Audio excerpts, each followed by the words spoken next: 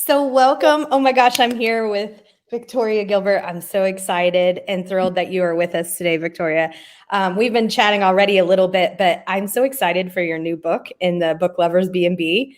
So, I don't know if you can really tell us much, but what can you tell us about what Charlotte's up to and about the series for those people that don't know about it?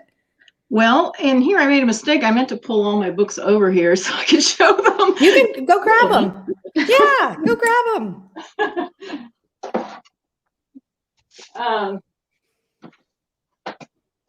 Yeah. Sorry. No, it's no problem. Do that before I got on air. But yeah, the Reserved for Murder. It's the arc. So that just came yesterday. Oh, that's one of the things I love so much about cozies and that draw me in is the covers. I love them. And of course it's set at the B&B again, in Beaufort, North Carolina, which is a real town. But this time there's a famous author who writes sort of swashbuckling, think Outlander kind of tales. And she's very popular. I mean, she has a TV show from her books. And just so happens she's doing a tour. And they get her to come to Beaufort, to the little bookstore that is right there, and the little indie bookstore. And Charlotte's friend has this bookstore, and everybody's so excited because this is like a real coup to get her to come. So she's staying at the B&B, and her publisher, as part of this deal, had a sort of contest, and her fans entered, and they get to stay at the B&B for a week and talk with her and be around her. It's kind of like those cruise things, where people go on a cruise with famous people. And that would be so that's the setup, is that this author is coming, and unfortunately the head of one of her fan clubs gets murdered, and while they're there. So, the story is, of course, trying to figure out why, how, who. And there's a lot of suspects, including some of the other fans that are staying there. And actually, they find out there's some people in town who might have had something in for her, and some other people that get pulled into it. So basically, that's the plot of it. There is a new character that's been added, who is staying with Ellen, the next door neighbor. I love that character, Ellen. And he's kind of mysterious too. Like, Ellen has a mysterious background. I don't know if I want to go into it too much because sure. I read the book. But anyway, Charlotte gets to know him and find out about his interesting background, which is linked to Ellen's in a way. So there's a little romantic spark. It doesn't get real. It's not a big romance in this book. There wasn't any romance in the first book, and that I wanted to do that because in my Blue Ridge series I do have a ongoing romance, and at least characters, and also some others. And I don't want that to be like, everything is the same, and it shouldn't be the same in different series. So try to change it up, change up the ages of the protagonists and things like that too. That's really cool. I was gonna ask you if Ellen was in this book, because I just loved her so much from the first one. And then my other thing I was thinking about was Beaufort's a real town in North Carolina. Do you have connection to it, or is it just something you? Well, Beaufort is on the coast. Oh, Beaufort. Okay. Yeah, it's Beaufort. Sorry. No. There is a South Carolina Beaufort, but Beaufort, North Carolina. And it's a small town, but very historic. It's actually not right on the ocean. It's like there's a sound in between. So it's a harbor. It was basically originally a harbor town. It was founded a long time ago, and before the Revolutionary War. So, and lots of history there. And we have a timeshare that we go to every year for a week. in Atlantic City, Oh, not cool. Atlantic City, Atlantic Beach, North Carolina. And Atlantic Beach is about 3 miles away across the causeway, across the Sound. So every time we go, we visit Beaufort because we love Beaufort. It's beautiful, really old homes and buildings and tree-lined streets. And Aw. it's, it has a lot of people visit, but it's not that heavy touristy kind of feel, and you really get a sense of the town. And so because I knew it, my publisher had said, well, could you do a coastal cozy? Excuse me. And I said, well, yeah, if I know the place, because I have real strong feelings about knowing the places I'm writing about, or having a sense of a connection. I think you can do a lot of research, which I still have to do because I don't live there or anything. But if you haven't walked the streets of a place, and for me, I'm a very sensory sort of writer, so I like to include things that are like, what is the air like? What kind of flowers? What kind of trees? What is the sense of walking there, and the weather and all that? And it's just easier if you really know, if you've been there several times, if you've taken pictures. It was fun because I got to visit when I knew I was going to write this book, and I got to talk to the police chief in the town, and Oh, cool. things like that, where you can really get a sense of what the town is like and be able to bring that in. I also have some scenes throughout the books that are set in Atlantic Beach or Fort Macon, which is a historic fort that's off of Atlantic Beach, on the Atlantic Beach side, and some other areas. In this book, they go to Swansboro, which is a small old fishing town. And we've been there several times too. So, I just like that. I like being able to, if right now with COVID and not being able to travel, it's really hard because if I was going to write another series and set it somewhere that I didn't really know, I'd feel like I got to go there. I've got to spend some time there. Can't really do that. Right. So I'm glad that I have books that I've already been to these places and I know these places.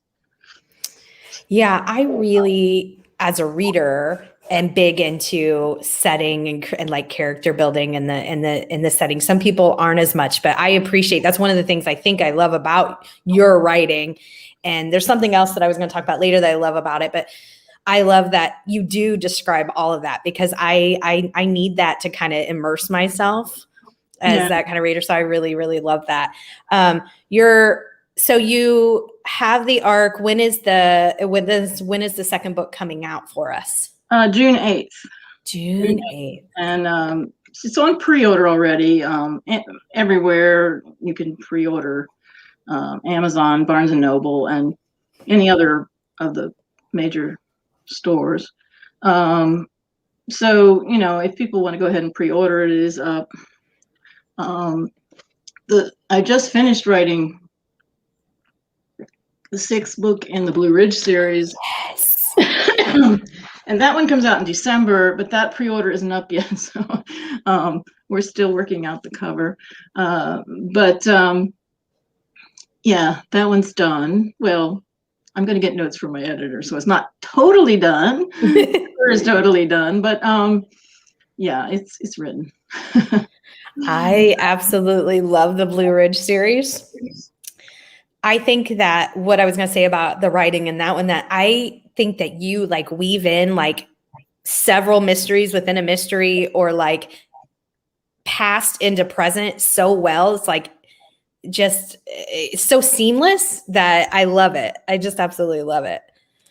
Oh, thanks. Yeah, that's something in all of my books that I just love. Well, I love history, so they're contemporary stories, but all of the stories in the Blue Ridge series, as well as the Book Lover series, there are past issues and mysteries that actually connect and tie in to what's going on in the current times.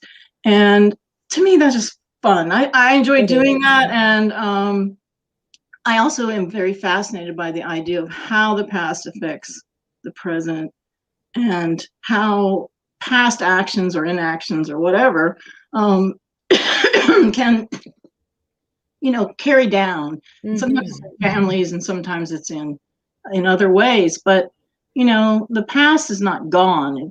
It affects us. Absolutely. And I agree 100%. That's probably why I love it so much. And I just think that you do it so seamlessly that there's, because sometimes it can get confusing when there's that many mystery. But I think that the way that you do it is just so on point. It's so good. I love it. Thank you. I always joke and say I'm a logical person, which is probably good for writing mysteries. But yeah, I mean, you can't. Now I know some people write. They call it, when you're writing, they call it pantser, someone who writes without an outline, and they just write. And I think that that's perfectly valid. I mean, people do great work with that. I could not possibly write a mystery that way. I don't know. I mean, I'm sure people can, but I can't because it's so hard to keep track of everything as it is. I tend to have pretty detailed outlines, and that's not to say the outline doesn't change a little bit. As I'm writing, sometimes I'll realize, wait a minute, it would be better if this happened, and so I'll adjust things. I'm not like, oh, I've got to stick to the outline or whatever. But the end result is usually pretty much the same. It's just, I'll realize something's draggy here. It's boring. I'm going on for too many scenes that have the same tone. So you've got to mix that up a little bit. But the clues have to be put in. And if you don't plan that out, I guess it can be done, but then you'd have to do an immense amount of revision after the fact to get that right.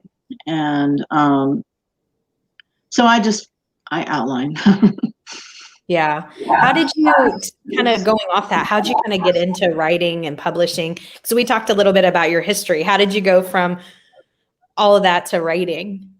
Well, as I mentioned to you before we went on air, I actually have a degree in theater, undergraduate degree in theater, and I specialize in costuming. So And I did that for a little while, but it's a tough business. And at the time, I was married to someone who was a performer as well, so it was like, no, two of us can't be doing this kind of thing. So I decided to go back to school, and I went back for a library degree. And I ended up working in libraries because of my background. I have a background in theater, music, art. I'm an art history minor. And I got jobs in performing and visual arts libraries. So I've done a lot of that. I did research, I did reference, and then I was a library director at a university that specialized in performing and visual arts. And while doing this, all my life I said, I want to write a book. I mean, I always loved to write. I wrote short stories, I wrote poems, I wrote all the time, but I never finished a novel. And I just always said, I want to do this. But then I was doing all this other things. And of course, I have a son, and it was just life, happening, and I was working.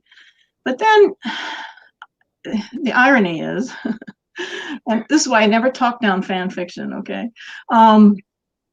One time my husband got me into watching Doctor Who fans. And I just had this inspiration to write a Doctor Who fanfic. I don't write fan fiction most of the time. Man, I just said, oh, why not? So I wrote this thing and I put it up on couple of those fan fiction sites, and people liked it so well that I thought, you've always said you wanted to write a book. Why don't you write a darn book? And I have to say I was in my 50s at this point. I didn't start young. I said, I'm going to write a book and finish it, just to say I wrote a book and I finished it. So I did. And then I wrote a sequel. Now those books are on the shelf. They're not going to be published, but they proved to me that I could finish a book.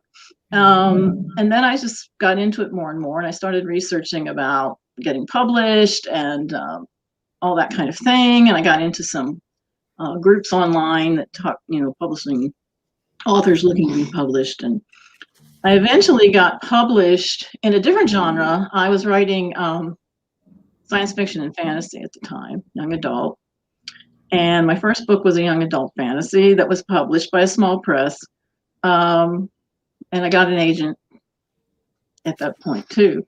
So I was thinking that's the route I'm going down. Well, I got it published. It was okay. I didn't have fantastic success or anything, but I was thinking, okay, this is fun.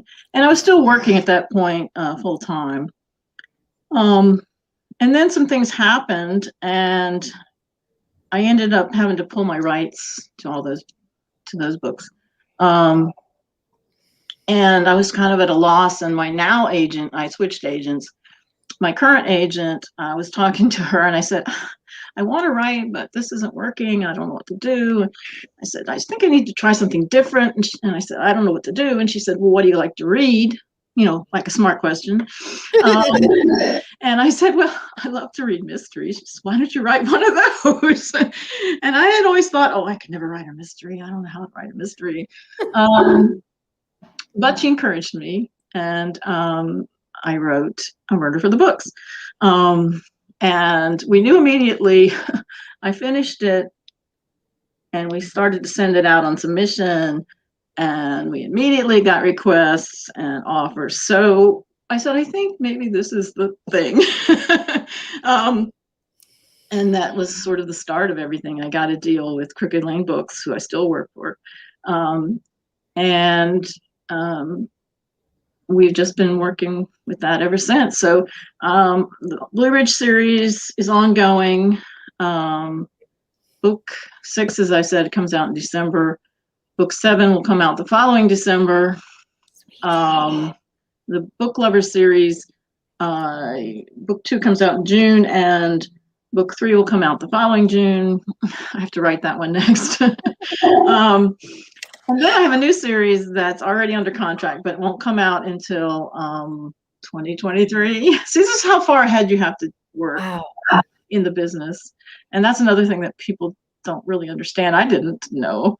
When you're doing traditional publishing, you write the book, and then there's editing process, and also the process for the publisher to do all the other work they have to do with the covers and publicity and getting reviews and everything else that goes along with. So it takes a while. You're always ahead writing a book that's going to come out a year or so or more out. And so it's been great. But the new series is called The Hunter and Clue Mysteries. It's more traditional mysteries than it is cozy. It's a little more, not quite as cozy, I just said.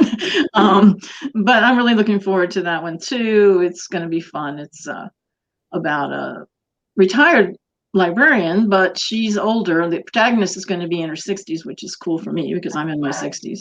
And she goes to work for a rather eccentric younger man in his 30s who's very wealthy, and he collects books and other artifacts and art.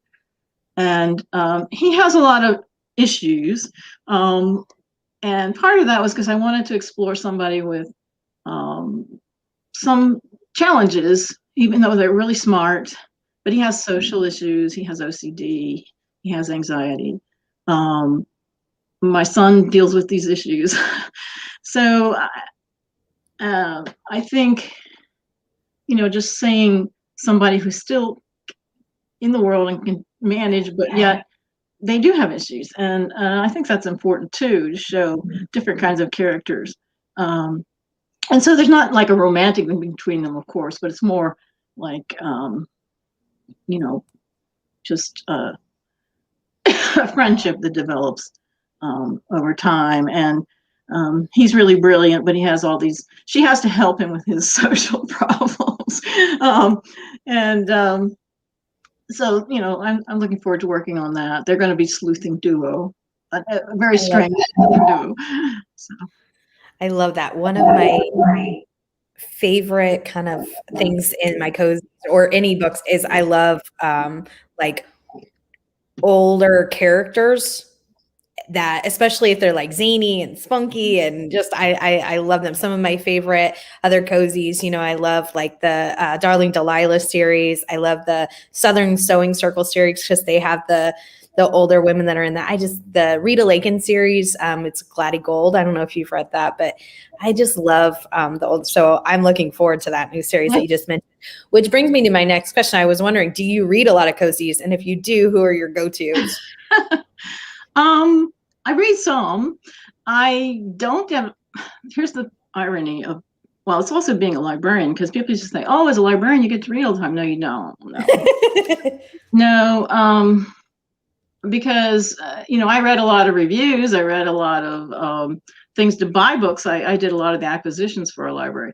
But I don't get to read as much as I'd like because I'm always writing. I have a very tight deadline schedule. Because I'm writing 3 books. I'm finishing 3 books this year. So yeah, that's pretty incredible. And I have to say, I hate to mention names because I feel like I'm going to leave people out if I say this person and then that. I would just say, you know, cozies in general, it's a fun genre, and it's so diverse. That's the thing that's really cool too. People look at it and they think from the outside, and they think, oh, well, it's just, you know, old white women or something. No, it is not. There are men writing cozies. There are people of color writing cozies. There should be more, but you know, finally we're getting some of this. And so I just encourage people to, you know, check out the recommended ones. There's a lot that you can see on podcasts or video casts like this, or on Twitter, other places, Facebook. Like, you know, the Agatha Awards, which is Malice Domestic, which is a big conference for cozy and traditional mysteries. You know, check out like who's won awards in the past in their books. And that's a good start to just, you know, get into it. But I also like thrillers. I don't write them. I mean, there's a lot of things I love to read that I don't write. I like suspense and Jean Le Carré, spy novels, things like that. And I enjoy, well, I actually enjoy any kind of genre. As long as the book is written well, I don't care what the genre is. I don't read erotica, but that it's fine, but I don't read it. And I don't like a lot of horror, but you know, it doesn't mean it's bad. It just means I don't. Sure. I will say I do read still some fantasy. One of my favorite books I've read recently is The House in the Cerulean Sea, which is a fantasy, and it's just brilliant, and I love it to pieces. T.J. Klune is the author. I've heard some great things about that. You really should read that book. That book is just wonderful. And you know, I just enjoy reading different things. Also literary fiction. Some people are like, literary fiction. Well, you know, it depends on the book. I really like Ann Tyler, and I like just, you know, the golden age mystery authors, Agatha Christie, and all of those authors. And some of the hard-boiled noir. I love noir movies, so I like the books too. And you know, some of it I couldn't possibly write. It's not my style, but that's fine. What kind of advice do you have for writers? I'm not a writer, but I just always like to hear what people kind of. Well, first of all, don't think it's too late. I love that. My first book was published when I was 58. I'm now 64. I have, 9 books published. One of them is out of print right now, but it still is published. Actually, 11 written, well, more than that, because some are written and haven't been published. 2 are written and haven't been published yet. And I have contracts for more. I don't intend to stop. So, you know, when I hear people say, oh, it's too late for me, I'm too old, you're not too old if you really want to do it. And you're also not too young. Age really doesn't matter. Uh, just write and keep at it. And, you know, it's really hard to get agents. It's hard to get published. You get an agent, that doesn't mean you're going to get a deal. You know, that's the other thing people don't understand. It's like, I got an agent. You know, well, that doesn't mean you're going to sell every book either. But it's not impossible. And I think it's more tenacity than anything else. And also just finding your style, because one of the things that I often tell people, and sometimes they don't want to hear it, but I'll tell it anyway, is that what you like to read or what you might want to write, like you think, I always want to write fantasy. I want to write fantasy, may not be the best thing you can write. May not be best for your style. Now, there's a voice, author's voice, they call it. And that is the tone, the style of your books. It's not whether you write well or not write well or anything like that. It's just about the person that comes through and the way that you put words on the page and the way that you put together your stories. And occasionally like I've written fantasy, but I will say this, and I told my agent, I said, obviously for this market, now again, we're talking market, not whether the books are good or bad. For this market, my tone, my style, my writing is not a fit in fantasy. It just doesn't work. And I learned that. So it works in mysteries, in traditional mysteries, and cozy We love that. mysteries. So, you know, sometimes you have to experiment and find what works. You know, people will get stuck and then they won't try something else. They won't say, well, let me try a thriller genre, or let me try writing horror, or let me try writing something totally different. And I always tell them, try it. You don't know. You might be brilliant at that and really fit the market for that particular genre, and you didn't know you could do it. I'm a big one for experimenting. I like to experiment with things. And I think you have to, and kind of land, let the chips fall where it may. And I think that you made a really great point. Sometimes where we want to be isn't where have the most strengths at, so I think that's a really, really good point. I actually learned that through theater. And it's really interesting because there'd be actors that I knew, seeing train. Like I said, I took some acting classes. I wasn't trying to be an actress, but I knew a lot of people in the business, and they would want to be playing certain roles, but that didn't work for them. Even though, you think personality-wise that would work, but it didn't. And then they would find, oh, I'm great at comedy. They didn't know that. They did a comedy, and all of a sudden, wow, So yeah, it can really vary. And the other thing that's really important to bear in mind is the market, and whether we like it or not. Now you can self-publish, and there's nothing wrong with that. I have nothing against self-publishing, except that I'm not good at it. I tried, and I'm not good at it. But if you, you've got to look at the market. You've got to read things in your genre and whatever, and decide, is this going to work? I had a fantasy story that I was writing that my agent adores, still loves. We tried to sell it, and it wasn't, we'd get responses like, we love the characters, we like the plot, we like the writing, the tone is wrong. And I knew, I kind of suspected that might be the case, because I knew what was really popular right now in that genre. And that's something you have to just come to grips with and say, that doesn't mean it always will be that way either. I don't get rid of things. I just put them in a file, put it away. Okay, that's not going to work right now. And that's the other thing I tell authors, aspiring authors, is, you have a book and you love it, and it's probably a really good book, and it's not selling, or it's not getting you an agent. Write something else and try again. Take the one you love put it in a file on your computer or wherever you know. Someday it might be in style, or it might be a whole different story. So, you know, you can't look at it like I failed. This is the end of the world. And, you know, you think about television and how many, every season there's new shows and 50% of them don't make it. Right. That doesn't mean they're bad shows.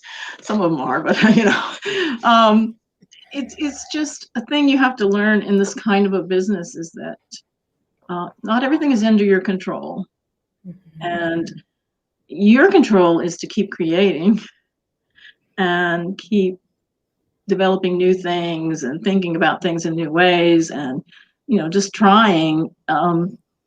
You can't control the market, so all you can do is just keep trying, and then something's going to click, you know, like A Murder for the Books click, and then we knew this is it, because we got a 3-book deal right off the bat. So you know, it's like, oh, okay, that's working. And but you know, not everything I pitch works either, even now. And that's the other thing I always tell authors is, okay, you know, here I am, I have contracts. I have 2 series, well, 3. I mean, The Hunter and Clue is under contract. And, you know, I'm not on the New York Times bestseller list, but, you know, their books sell well, and it's good. And yet, and my editor likes me, and my publisher likes me, and, you know, they keep giving me deals, but we have pitched things, agent and I, that have been rejected, and not because they don't like me or they don't like my writing, or it just doesn't fit the market, or they don't think it's going to sell because they know what's selling better than I do. And you know, that's the kind of thing you just have to go, okay, all right, next. You can't get hung up on that, like, oh, I failed. No, it's just, I have 2 fantasy books out that I self-published, well, with an author co-op, and they're under Victoria Gilbert, so you can find them. But you know, the first one was the one that came out, my first book, and I redid it and self-published it. And then the second book was one that was supposed to come out and didn't, and I self-published that. And I still think they're good books. I'm not ashamed of them, but they don't really sell. They're just not a fit for the market. And I've learned that. It's just the way it is. I love that advice. So we were talking about TV shows just briefly, but I have to ask, if your show, like books, like blew up and there was a TV show series made about them on Hallmark, I don't know, somewhere like that, who would you want to play Charlotte and who would you want to play Amy? Oh gosh, I don't know. I don't know. I really don't have any. I guess because to me, I would want somebody who was a trained actress, a good actress, but maybe more unknown. Because whenever I think about like the big names, they're so, it stereotypes them in a way, you know, like, oh, they've played this other role and this other role, and I kind of like seeing new faces. So, and the only person that I've ever thought really would be great would be Ted Danson as Kirk Kendrick. I love that. Mainly because he's handsome, he's exactly the right age. And he has that ability to be charming and funny, and yet a little bit dangerous. I've seen him in roles where he can really play the, you know, the scary. So I think he would be perfect. But other than that, I can't come up with anybody. Now, for Richard, the challenge would be they'd have to, if they were not a dancer, they'd have to be able to move like a dancer and look like a dancer. Because that is something very different in my books, is that the main love interest in the Blue Ridge series is a male choreographer and dancer. And one reason I did that was because I was tired of seeing all the love interests were cops and PIs and, you know, whatever. And I was was like, well, let's do something different. And also because I like to break those gender roles down. And one of the things in my books that doesn't please everyone, but I don't care because I believe in this diversity, is that I have gay characters, and they don't all fit into the similar mold of what most gay characters are portrayed as. So Richard is straight, and Amy's brother is gay, and Amy's brother is a high-ranking special services agent with the CIA or something like that. So, I like to say it's not, people are people. Their job is not their sexual orientation. Those two things don't have to be the same. And the same with, trying to include characters, people of color and other characters. Now, I do think it's important that, like, my main characters are more like, I'm an older white woman, straight. I'm not going to write in a first person POV about a character I don't really understand their life and their life viewpoint. I think it's important to include characters, diverse characters, but I think that if you have a Black protagonist, I think that should be a Black author. I mean, I just feel like bringing that really close point of view should be somebody who really understands that point of view and has lived that life. And I have not. So I'm not going to put myself in, say, I understand this. I don't understand this. So I really support, the growth in publishing, which needs to be a lot more. Indigenous people of color, writing books, because we need those viewpoints, and they need to be from people who know what they're talking about. So I include characters, but it's from the viewpoint of Amy, who is a white straight woman. She's younger than me, but or Charlotte, and their interactions. So sometimes they learn things too, because they learn, well, maybe I don't know that much about this person's life. And I think I can approach it that way, but it's important to get real voices, own voices, for really diverse representation. I love that you have characters that kind of don't fit into a stereotypical mold, because I think you're right. I think we need to break down all those walls in general about, any character type.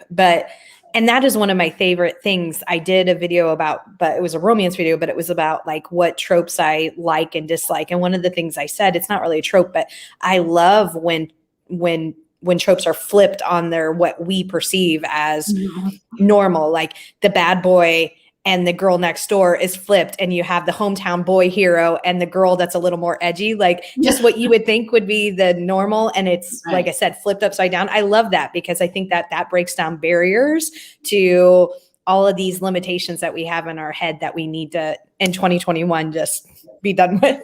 Yeah. I mean, one of my favorite characters. Oh, and there's a funny story behind, in the Blue Ridge series, Kurt, he's one of people's favorite characters. How he came to be is an interesting story too. He wasn't in the original draft of Murder for the Books. And my wonderful editor, Faith Black Ross, who's at Crooked Lane, she said, we need another character who can be a suspect or a red herring, or, somebody who brings something else to it. And the book was done. I mean, okay, add a character. Well, you add a character, you got to add into all these scenes and change things. That was a major revision, but she was exactly right. She was right. You learn that your editors are often right. If they've got good editors, they're right. Listen to them. But then I added him, and he's become one of my favorite characters, because he's this very ambiguous gray character who has this weird background, and he's bisexual, older man, 70s, still active. And he's just so fascinating to write, because you can play around with so many different things with him. And so, to me, I have to be interested in this. I have to be interested in these people I'm writing about, or you're not going to be interested in them. I mean, I just can't churn out something really tropey because I'm not interested in that. It's just not a challenge. I just don't care. I'm not saying all those books are bad, but I have to have stuff that challenges me and makes me have to work through, the complexities of it, and characters that I can really grow across the series. Otherwise, I'm going to get bored, and if I get bored, the reader's going to get bored. So that's another thing that I love about cozy mysteries so much is the fact that because it's such they're usually long going series, you see the characters grow and change and meet and all those things, because that's what actually attracts me to cozies more than the mystery part. I like the mystery part, but I don't know if I've ever solved one of the mysteries. My new take on it is I just suspect everybody. Because if I suspect every single person in the book, then I have to be right, because that's the only way I get it right. So I really, really, really enjoy the part of Cozy Mysteries about the character building and the setting building, and how we see them grow and change in the book. So, I appreciate that, because that's one of the things I love so much about it. Yeah, and I think that is a big attraction. You get to know these characters like they're family or friends, and you learn more about them. They encounter new people or new situations, and you learn new things. And it's really, one of the challenges you're talking about, not knowing who did it. That's a real challenge in writing cozies, or any kind of mystery, actually, or any thrillers, I guess, too, in some ways. I was in a discussion on Twitter with some people, and we were talking about the difference between a reveal and a twist. And a reveal is what I do in my books, which is that I've put in clues. There's clues there. It's just like, how do you make them obvious enough so that they're not like it's out of the blue all of a sudden at the end? Well, I know you had no clues there whatsoever, but you don't want to make them so glaringly obvious that people go, "Oh, that's the killer." Editors are great help with this too. My editors will tell me, "Oh, that's a little too obvious," or something. And you learn to work with that. But trying to figure out how to lay those in there and yet surprise people in the end. But it's not a total surprise, because I honestly, personally don't like shock endings. That's a real popular thing right now in thrillers, not so much cozies or traditional mysteries, but that, the great shock, they're even advertised, you'll never believe the shock ending. I'm like, I don't want a shock ending. I want to understand it. Maybe it surprises me because I didn't see all the clues, but I want to be able to go back and go, oh, that was there, and that was there, and that was there.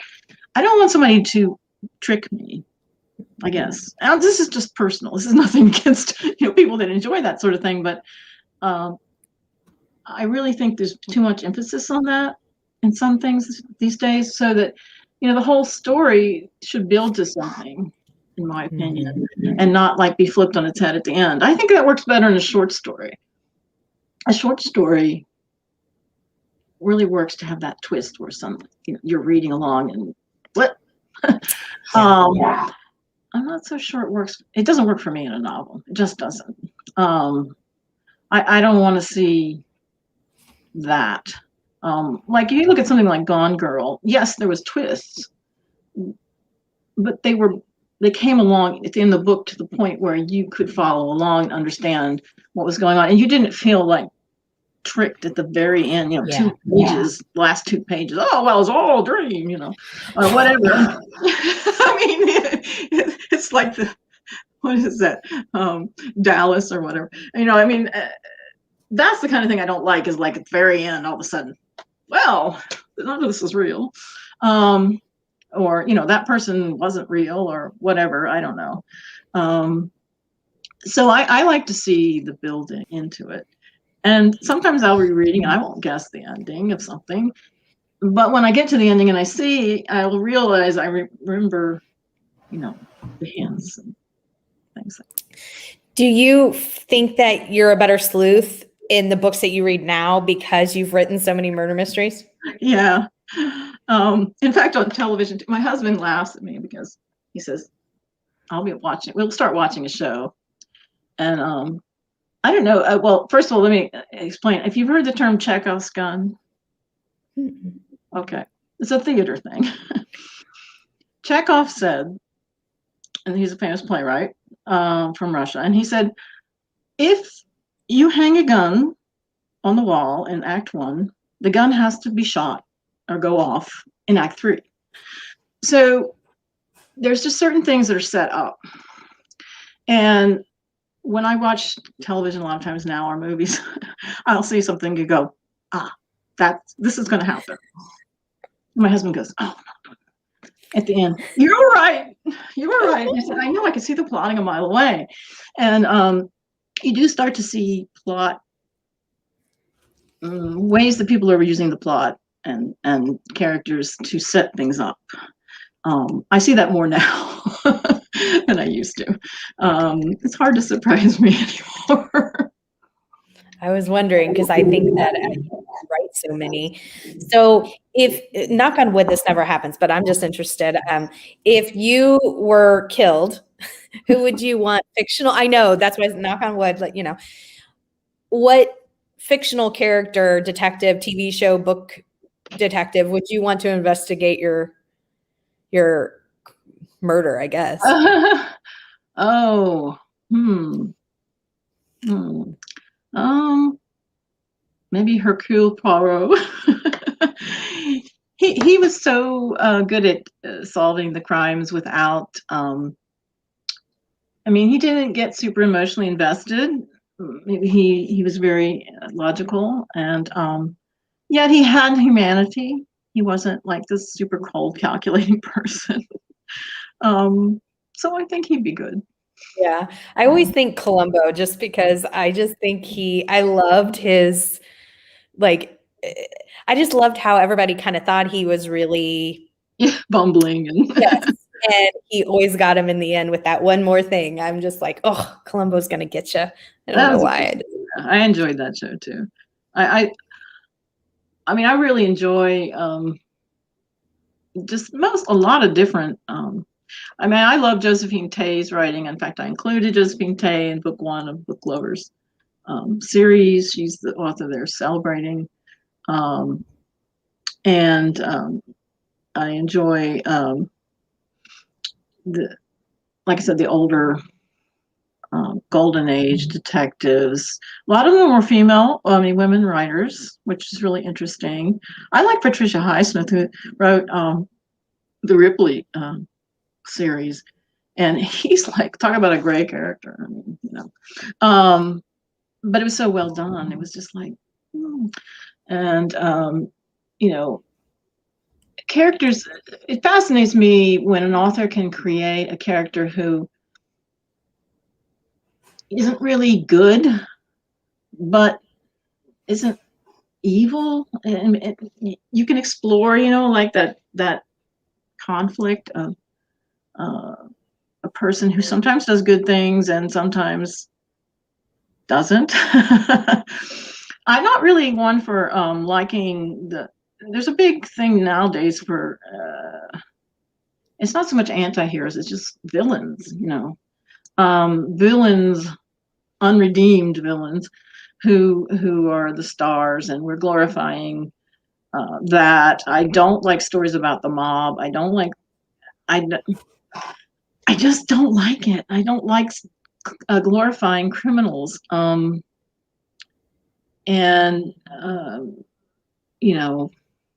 Breaking Bad was a really good TV show as a TV show, and the acting, the directing. I don't like the premise at all. And that's just personal. It's totally personal. It doesn't mean anything about, somebody who likes it. But I see so much now, especially in certain kinds of fantasy. It's very dark, and it's very it's so gloomy and so sort of dire. I'm just like, I don't know. Life is not like that. I mean, I think the thing I love, and I'll go back to Chekhov again. Chekhov, one of my favorite playwrights, and one of the reasons why is because he writes about things that are very serious and sometimes very sad. Um, but yet there's always humor. There's always, because in life, if you've ever been in really difficult situations, you know there's still funny things about it. I mean, there's that lightness that comes in because people are trying to survive. It's like, um, so this unrelenting sort of gloom and doom approach to things, I'm not a big fan of. That's one reason I like The House in the Cerulean Sea, because it has this charm and lightness and humor, but yet there's very serious concepts and very serious issues in the book too. But it's not like, what I call melodrama, over the top.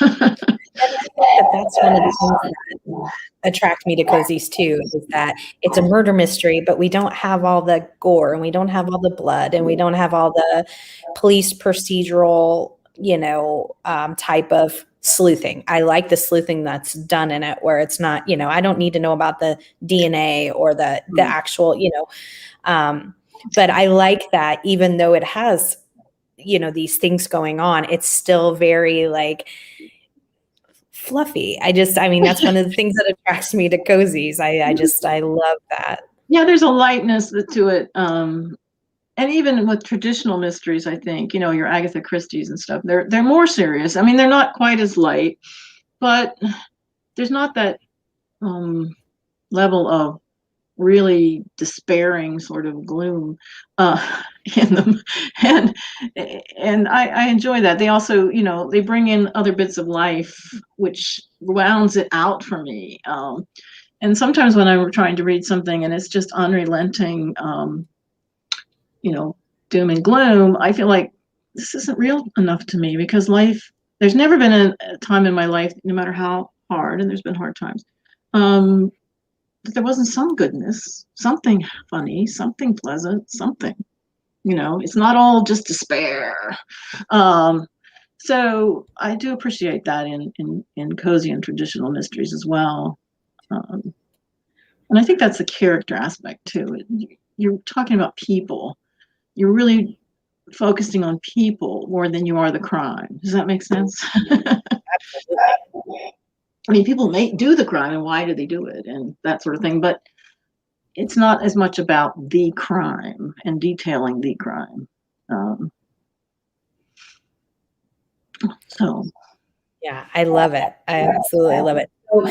So, do you prefer, so you write a lot of series, but do you prefer when you read stand one over the other, like standalones or series, or does that even just?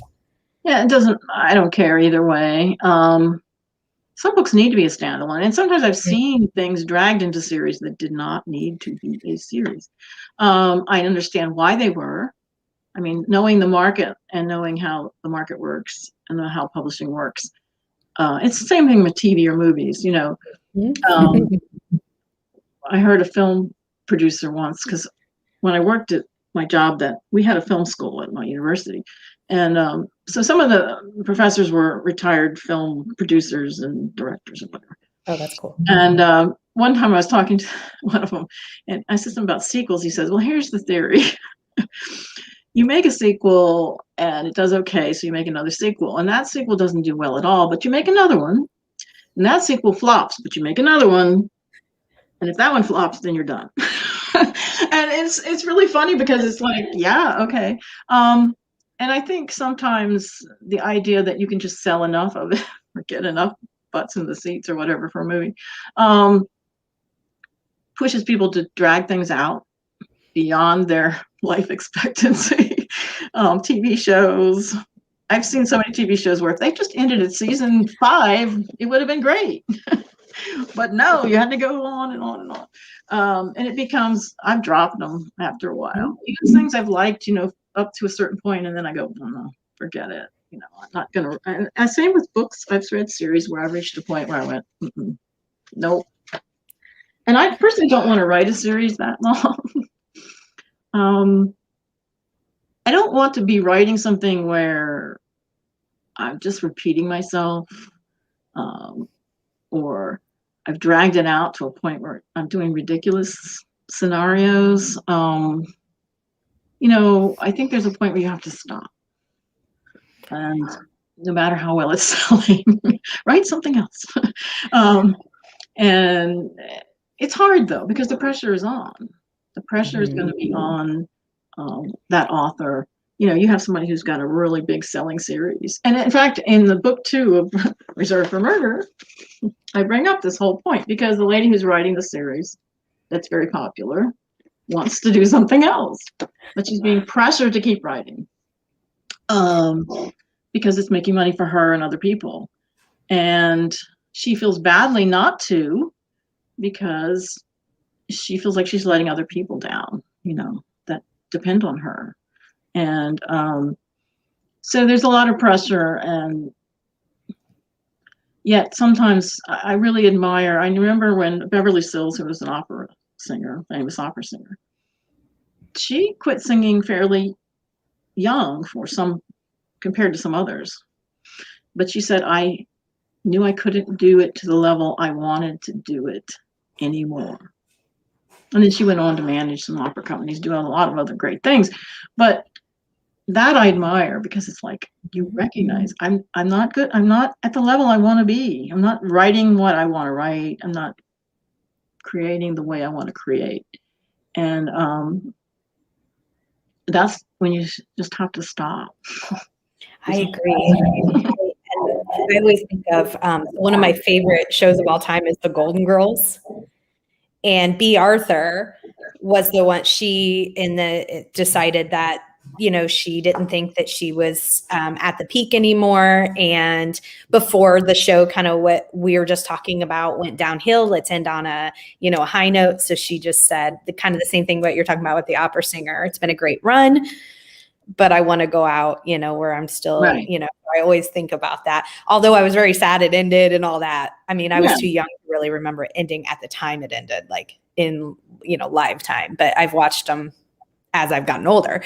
But I think that's really admirable. And series and standalones, I like both. I mean, I think some books are obviously meant to be a standalone, but I absolutely love series for the reasons we talked about earlier, where you get to see them grow and change and all those things.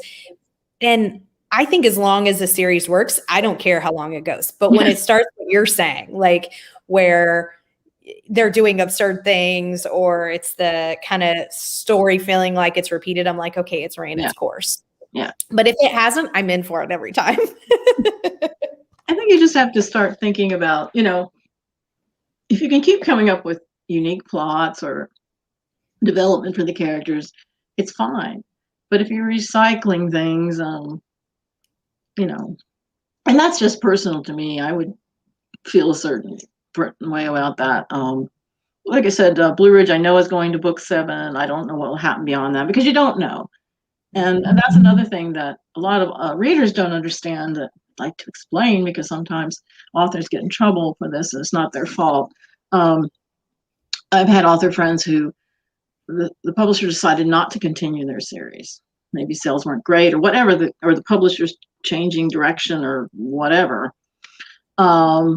So the person has written these books and they didn't know this. So they wrote book 4, with not a cliffhanger, but, things maybe like somebody's engaged, but they haven't gotten married yet or whatever. And then, the series gets cut short, not by them, by the publisher. And readers will get really angry sometimes. Why didn't you finish it? Well, the author has nothing to do with that. You can't control that. But one thing it taught me was to try to write the books where they can go on, but they don't have to. And so, I mean, I try to think of each one like, well, if it ended here, would it be okay? Because I don't know. I mean, I know that 6 is going to go to 7, so that's one thing. But beyond 7, I don't know in Blue Ridge. So I'm going to end 7 in a way that if that's it, it's it. And I'm not going to leave a lot of dangling threads, because I don't know. And I never write cliffhangers. I hate cliffhangers. I know it's a thing to do, and it's real popular in self-publishing, and maybe it works for sales. I don't know.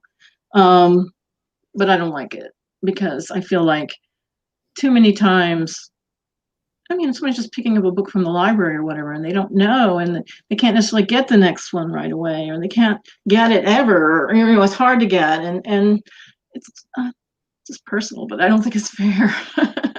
I think you can leave threads so that things can carry forward, but I think the story needs to resolve in the book, in that particular book.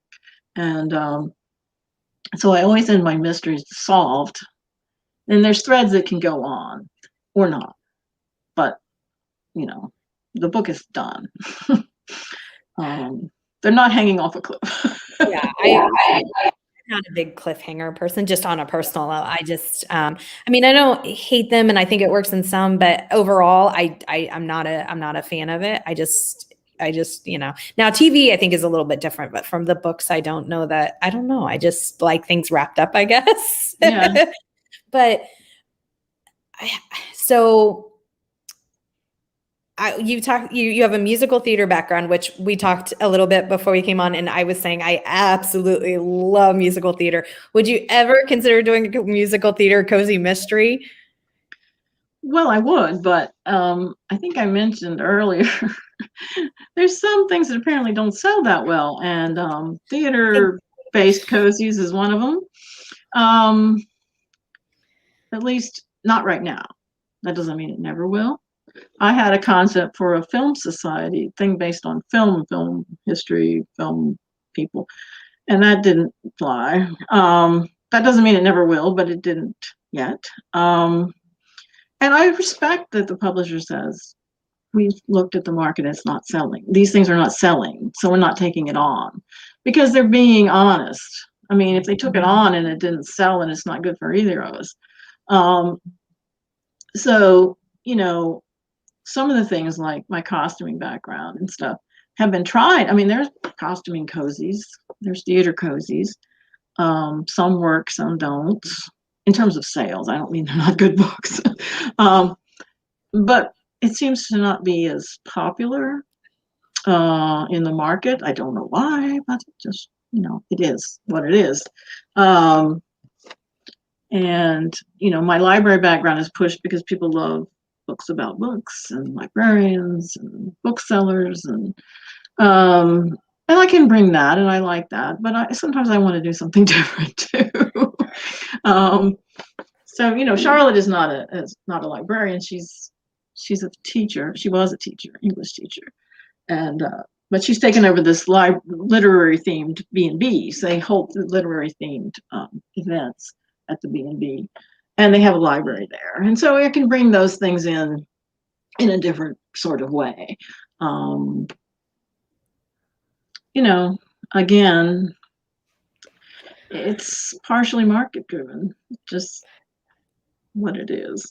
I sneak them in though. I mean, Richard is a dancer. I talk about his dance performances. I talk about famous dance pieces. Amy is an art history major. I was an art history minor. A lot of the books talk about art, and her uncle was an artist, her late uncle. And Kurt is an art collector and dealer. So there are ways that you bring in these things. Maybe that isn't the central theme, but I do talk a lot about art and music and that sort of thing, dance, theater, in the books. I would love to see a mystery. We're talking about costume design. That's like, I don't know, takes place at like the main character works at an amusement park, and then they do like, I don't know, some sort of like where they're dressing up as like characters within the amusement park. And each like, I don't know. I think that would be so much fun. Like, I heard people mention that before. Really?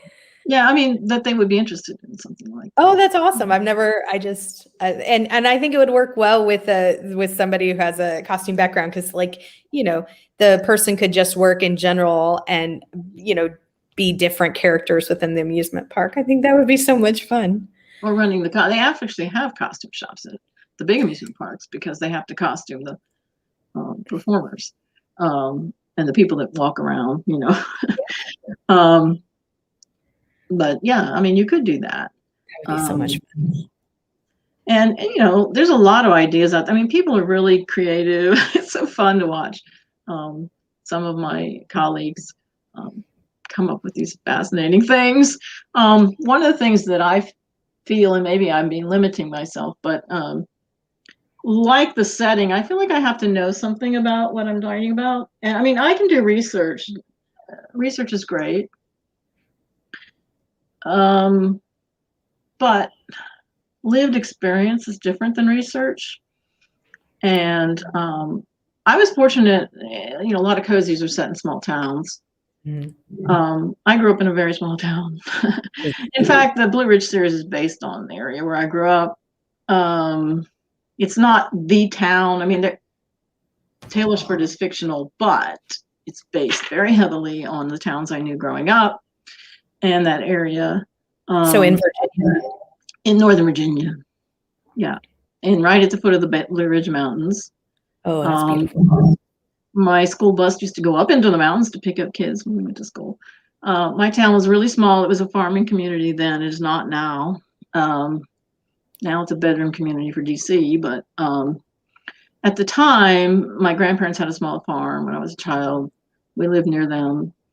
I lived in a very rural area. So, and a small town, historic towns, old towns, all in that area, you know, of the country. So that is a benefit, I think, to me, because when I write about small towns, I understand small towns and living in a small town.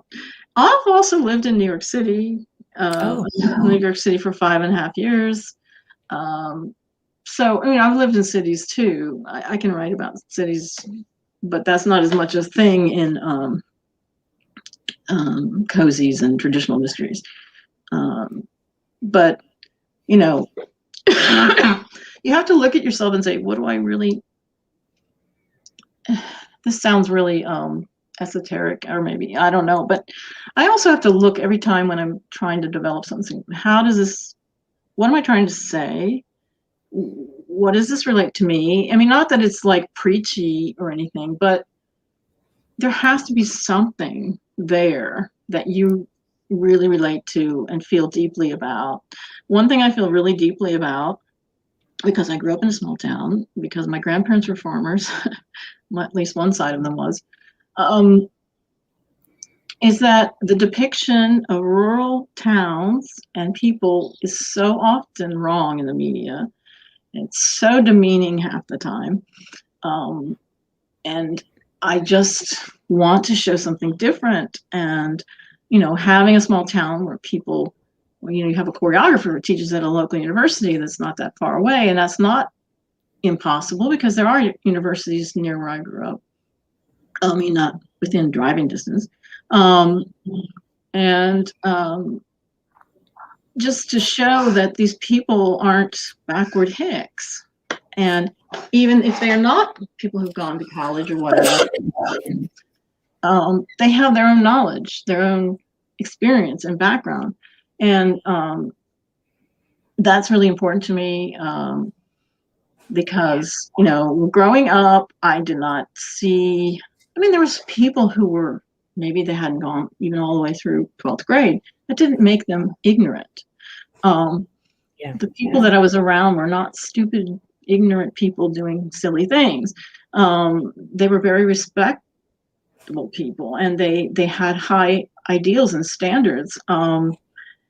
And of course, you've got your, you know, people on bad apples or whatever. But you know, that depiction that you see so much of these backwards, hippie people that are in the sticks or something. I just try to combat that with the stories that I tell. And so that's something that is important. And it does tie in with these books showing people who have a history and their history and their knowledge of their place, their knowledge of their trade, if, you know, like blacksmith or something. I mean, that is real skill and knowledge. and it should not be demeaned. So as you can tell me, getting very passionate about this, but yeah, that's really important to me. So I think that's something you have to look for when you're writing, is like what really resonates with you. What can you bring to it that you understand? That you understand on a cellular level almost, that you can really bring in and say, okay, I can talk about this in a way that has meaning. And that's why when I bring the arts in, I feel like I can talk about it in a way that has the meaning, because it really means a lot to me and I understand it pretty deeply. So just I really love that you said that, because I grew up in a very, very small town too. I actually grew up in an Amish community in Illinois. And again, I think exactly what you said. I think that showing that just because somebody didn't go to grad school or even a university or even a community college, they can still be very knowledgeable at a trade and very, upstanding citizens of their community and all that. And I love that seeing portrayed, because so sometimes I listen to audiobooks, and even if the book is fabulous, there's been a couple series that take place in the South, and the audiobook narrator, don't get me wrong, they're talented, very, very talented, but they go over the top, like even in their phrasing, like the Southern phrases. I'm like, and it's set in now's time. It's not like it's set in, yeah. And they're like, oh my. And I'm like, we're not in Gone with the Wind here. Like, I don't believe that. I understand the accent, and I love hearing the accent, and when they can do it well, but it's just like the over the top portrayal of anything like that. I love that you're doing something different. And I think that's another reason why I enjoy your books so much, is because I do think that it feels like what you're writing about. And I do think that there's legitimacy to that. Yeah, and it's just like, one of the things I'm writing about libraries. I've worked in libraries over 30 years, and the portrayal of libraries is often completely erroneous in the media too, and what people do and what they're all about. And so part of Blue Ridge series in particular is, showing that libraries are not quiet places most of the time. That people are not running around shushing people. Most public libraries are the hub of their community, especially in smaller towns or smaller areas. They become a community center. They're a place where children come in to hear stories, and people get job help and learn how to use computers and literacy training. And there's so many things that libraries do that people just see these depictions of people sitting quietly reading books and librarians shushing them and stuff, and it's so wrong. And I like to show also that Amy does a lot of research online, because a lot of research is done online. Not all. She also uses the archives, which is original source material. That's important too.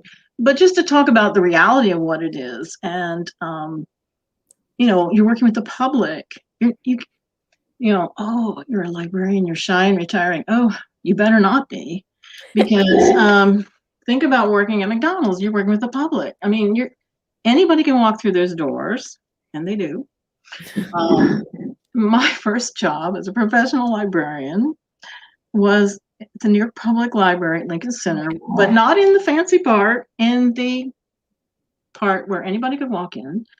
And it was based in performing arts materials, but we had everybody and anybody come wandering in there. And I got an education like you wouldn't believe in dealing with all kinds of people, and how you do, what you see and hear. And it's you cannot be a retiring, quiet, easily shocked person. So I like to show that kind of thing too. It's like, this is really what it is. And the focus is libraries are there. Yes, they have books, and books are important, and lending books is important, but there's so much more to it. Their value is community value. So, that's something else that I like to bring out in the books. And that's why I say, I feel like those connections, that's what, when I think about writing new stories, I have to think about what I can bring to it that somebody else can't. I guess that's really the basic thing. I hadn't really expressed that before, but there's millions of writers out there. They're writing millions of books. What do I have to give that is different or unique, or can bring a new side to something, illuminate something, even if I'm entertaining and I want to be entertaining, but I feel like there's more to it than that. So. I love that. Somebody came in and said, hello, great to catch the chat. I wrote 3 cozy mysteries unpublished. Awesome. That, I think anybody who can write anything is amazing. I'm 100% just a reader. I'm meant to be just a reader, but I think that. Yeah.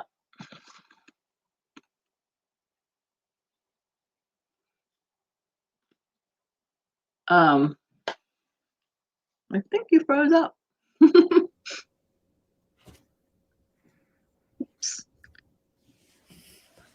Did it freeze? I think so. Can you hear me? I can now, yeah. All right.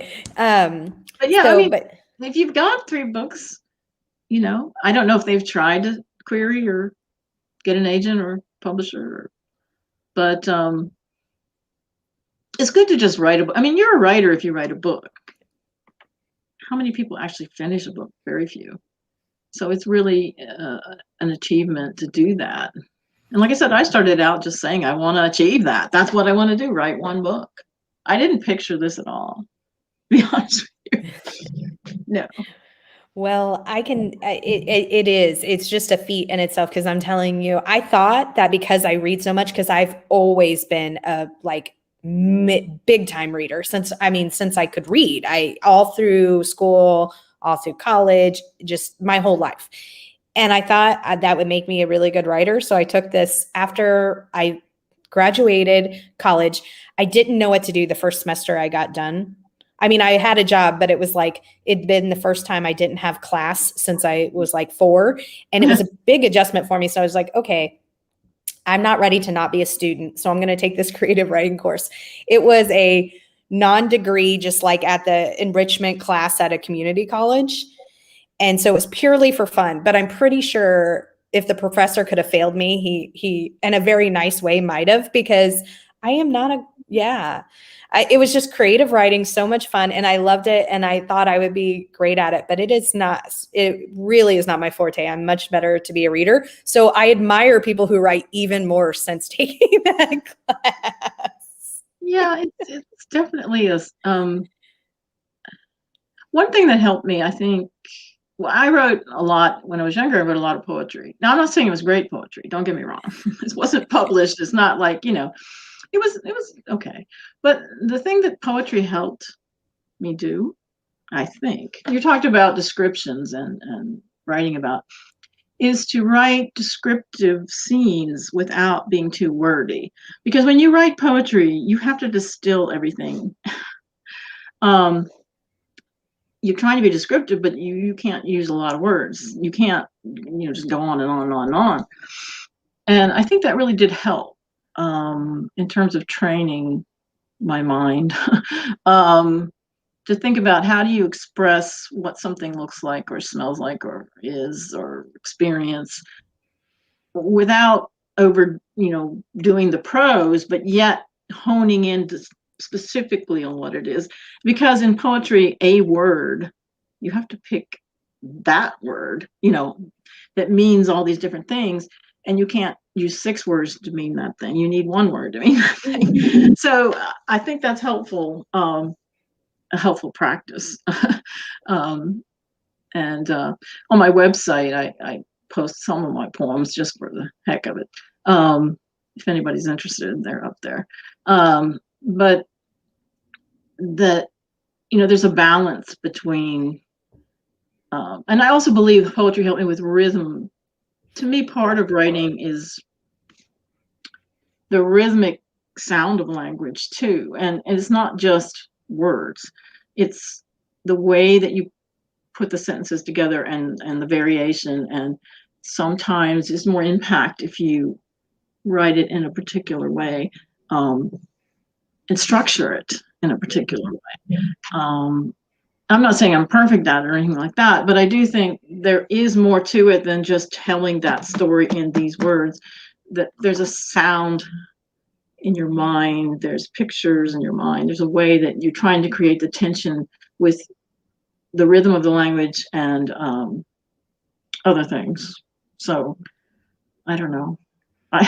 I've never had classes in creative writing. Oh, wow.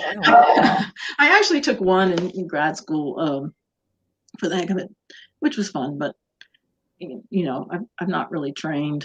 I don't have an MFA in writing or anything like that. I read a lot. I read a lot. But it is a thing, words, how you hear them.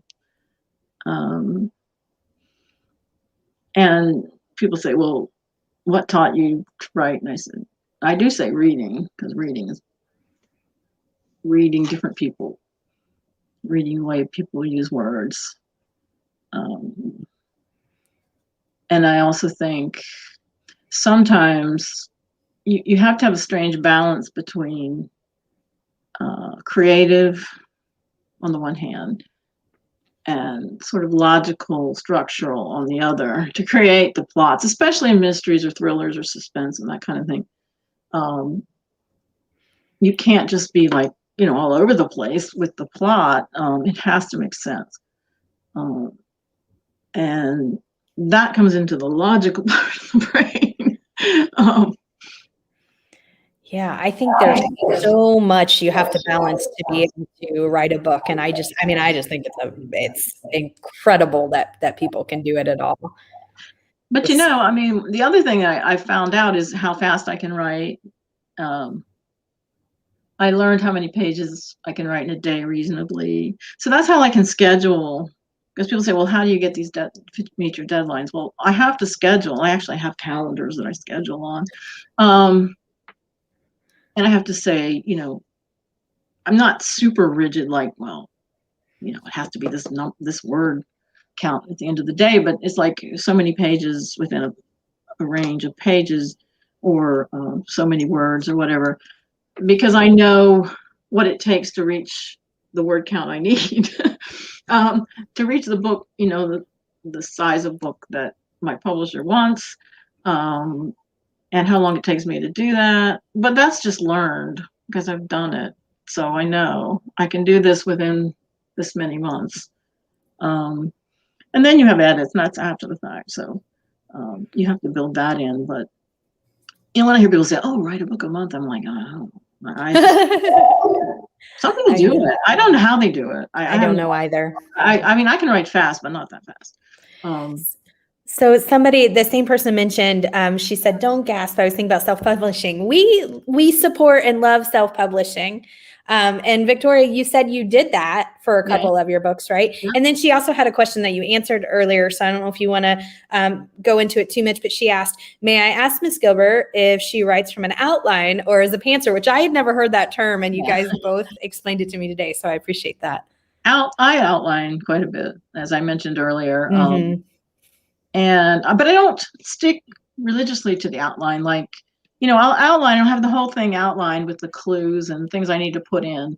But sometimes when you're writing, you discover, wait a minute, this character's sort of coming to the forefront. They're interesting. Maybe I want to switch some scenes around. Maybe I want to do this or that. So I will adjust the outline, but I start from there just to have the general overview worked out. And as for what was the other part of that? There was something about self-publishing. I think self-publishing is fine, great. I'm not good at it. Okay, and here's the thing that I want to tell authors too about self-publishing. It's very hard to do it well. Okay, it takes a lot of work. It takes some money investment because you have to hire an editor. Outside editor, you have to get a cover, and you pretty much need to do ads and things on Facebook or on Amazon or whatever, because you're not going to get much attention otherwise. So, it's not like simple, but if you do it well and you really dig into it and learn, and there's a lot of things out there with authors who will help you. They have things on their blogs and whatever about how to self-publish. There's also a lot of scam artists trying to tell you how to do things that you need to avoid that, but there are legitimate people who will help, and groups. And if you're in a particular genre, there are groups like Sisters in Crime, which is an organization that I belong to, and is a great organization for mystery writers. And you can join whether you're a published writer or not. And they have a group called the Guppies, and the Guppies is for beginning writers. And there's a lot of help there, and the people that can guide you and lead you to the right resources. So if you do your homework and you really dig into it and see what it's all about, you can do well. But you have to know yourself too. And the thing I learned was that I don't mind doing some marketing, like this kind of thing, which is just meeting people or talking to people. I like to go to libraries and talk to people. I can't do it right now, but or go to bookstores or go to conferences or to be on panels. And I love all that kind of stuff. I do not like direct marketing at all. And I've never liked it. I've never been a salesperson type person. Now, is there anything wrong with those type people? No. And if you're good at it, I admire you tremendously. And so, you have to know yourself. Are you the kind of person that can do certain things with the marketing in particular? So it's a choice. It's just, an option. And it doesn't mean you're a worse writer than anybody else. That dichotomy between, traditional versus self-published, it's ridiculous, because there's a lot of bad traditional books.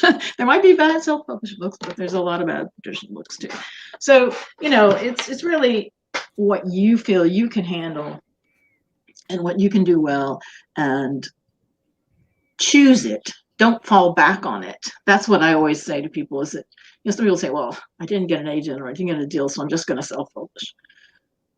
You should choose it because you want to do it that way. And if you don't feel like doing it that way, it's miserable. I did it because I had a book published and another book that was finished and edited that was going to be published, and I had to pull my rights from my first publisher because things I can't go into. But because I had these two books, I was like, I want them out there. I wasn't looking really to make money that much as much I wanted them out there. So unfortunately found an author co-op. That's another option. There are author cooperatives that you can join that they don't take any of your money. You all help each other in various ways, publicity and things. And it gives you a standard, and it helps with, they'll suggest editors, or, they vet people, and it just something instead of just doing it on your own. So I actually published those two books myself with this cooperative, and they are out there. I made them perma-free in terms of the ebook, because I just want people to read them. I'm not looking to make money. And then the paperbacks I have to charge because it's, it's a paperback. But again, I don't make money really.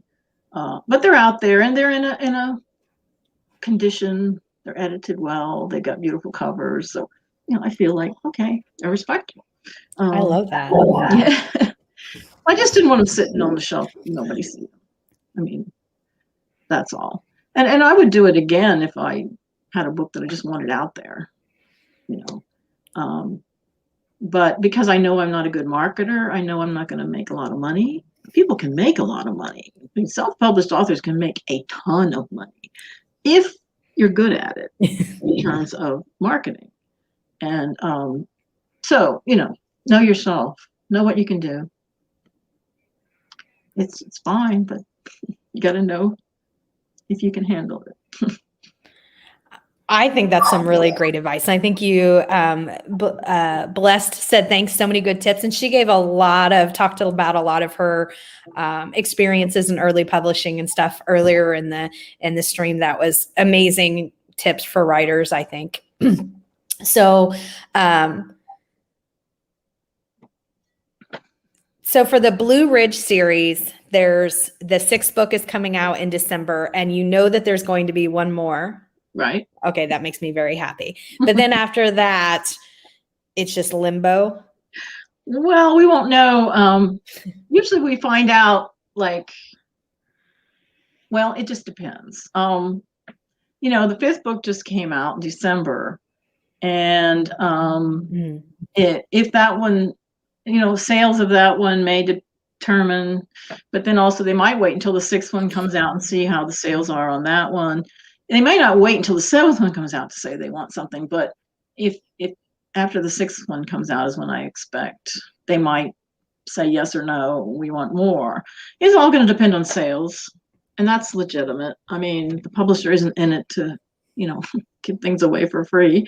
They have to make money, and so they're going to look at sales and demand and make a determination based on that.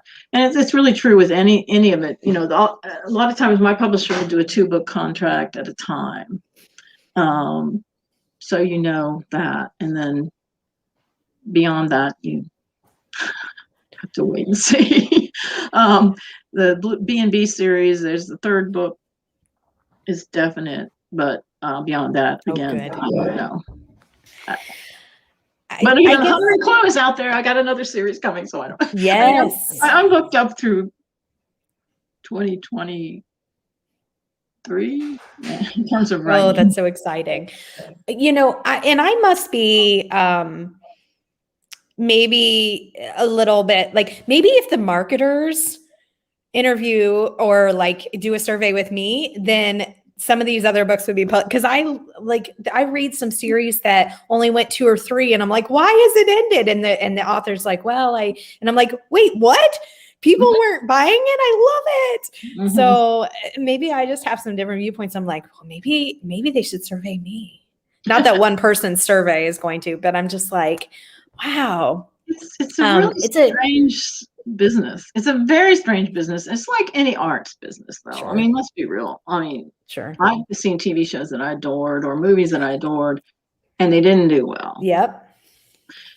And I don't understand it, but I'm not the general public. It's just me, that's right. My opinion. And I'm a little quirky, so things I like aren't necessarily the most popular things. In fact, they often are not the most popular things. But and then I'll see things that go on forever, and I'm like, I don't understand why, but okay. Same.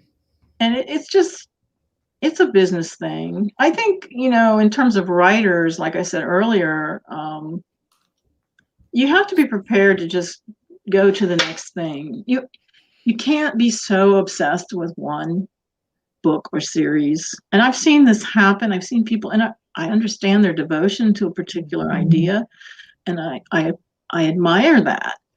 But sometimes it doesn't work out. I mean, I love my 2 fantasy books, and I was hoping to write a 3rd one in that series, but I don't think so. It just wasn't received, well in terms of sales. And so, I mean, why waste time on that? I've got other things to do. So, it's really hard. Sometimes people are so devoted to one idea that they spend 10 years on it or something. And unless you're writing War and Peace, that's really too long. Or, the next great American novel or whatever. But the other thing about the business that's hard for people to understand is that it's gotten so fast. Now, not for famous people like, G.R.R. Martin, who can take 20 years to write a book, but for most writers, you're really pushed, even with traditional publishing, to publish pretty quickly. There's so many books out there. There's so many authors. if you don't keep your name out there, if you don't keep your books out there, you'll be forgotten. And unless you, again, you're really super famous. And so you'll see people publishing. I mean, I see big names and they're just publishing and publishing and publishing. I'm like, man, that's hard.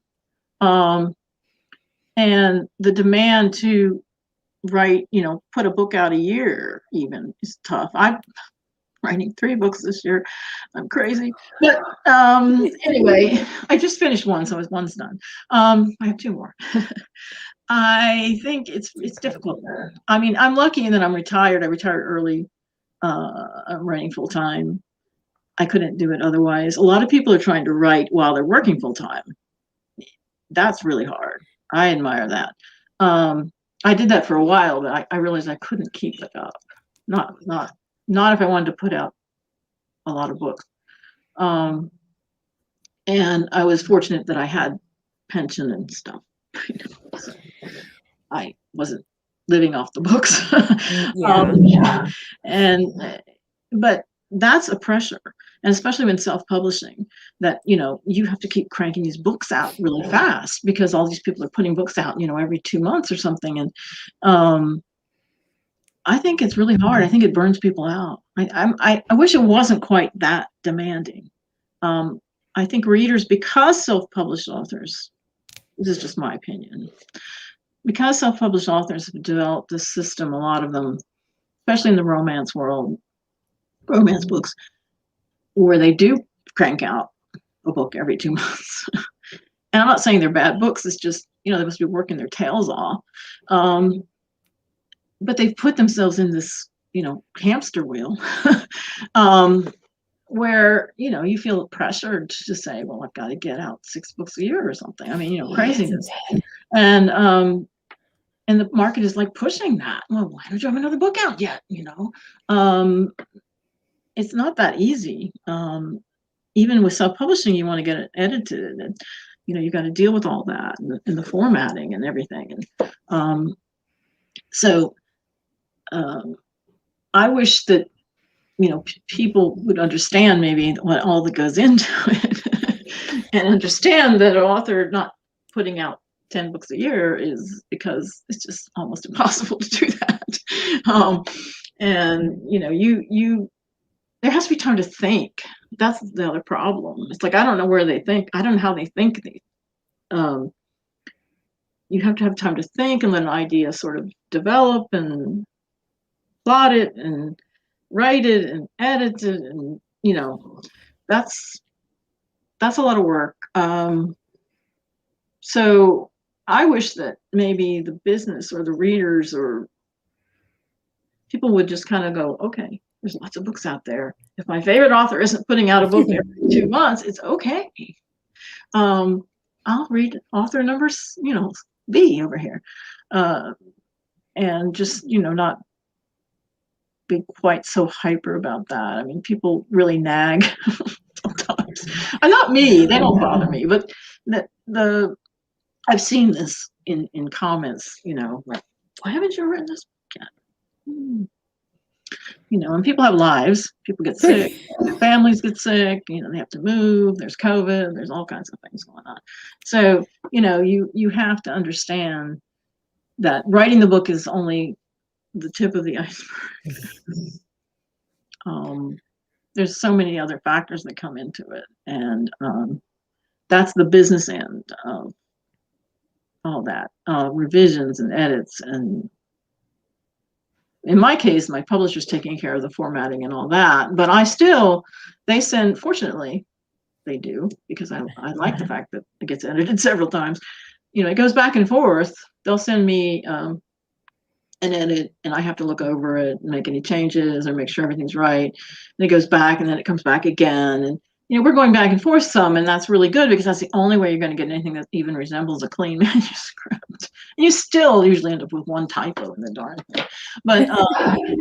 But yeah, I mean, it's pretty challenging because mentally to come up with ideas and work them out and get them on the page,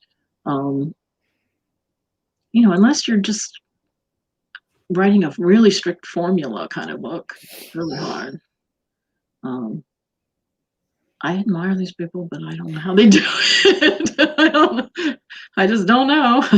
I said earlier too, I admire any writer. May said that she looked up the premise of the first book and it sounds so good. She just added it to her TBR. And I'm not sure what series you're talking about, May, but as a reader who's read all of they're seriously, both series are good. I mean, really, really so much fun. And I love books about books, and both of them are like on my channel. I have a spotlighting cozy series where I kind of break down different themes within cozies and talk about the series that are out there. And one of my favorites is books about books. Whether it be a library like the Blue Ridge, or whether it be the book lovers B&B. I think it's so interesting that you combined. I love B&B books, and I like the fact that it's also like the chapters kind of literary themed. Oh my gosh, I just love them. They're so good, May. Oh. And then Bless said, it does sound interesting. And then she asked, do you think that each author writes their own stuff, or do you think a lot of them that produce a lot of books like you were talking about have ghostwriters? I think that varies. Actually, the second book that's coming out in June in the B&B series, Reserved for Murder, I delve in a little bit into the whole ghostwriting issue. But, again, I'm talking about pressures here. Some people will say, oh, well, that author, they have a ghostwriter. I heard they had a ghostwriter.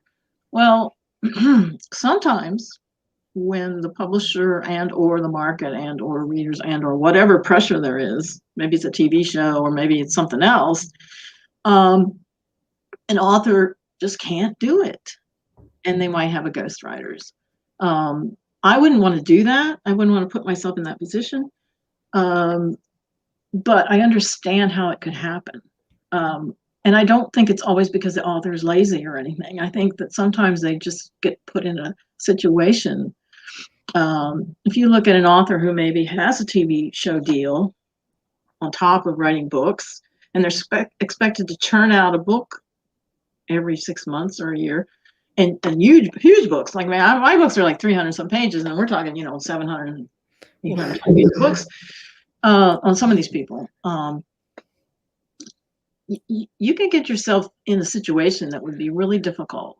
And so, I think there definitely are ghostwriters for some of the major. Well, and James Patterson's pretty obviously. He does give credit, though. I have to say. I mean, he's not writing all those books himself, but he doesn't pretend to write all those books himself. He'll say James Patterson, and so. Yep. So yes, are there other authors writing some of those books? Yes, he's got a hand in it, but but he does give credit, which is good. Are there some famous people that maybe I don't know for sure, but I would bet about 100% that there are who either they've gotten older and it's harder to get this stuff done, or whatever the case may be. I'm sure there's ghostwriting going on, definitely. I can sometimes tell. I think I can tell.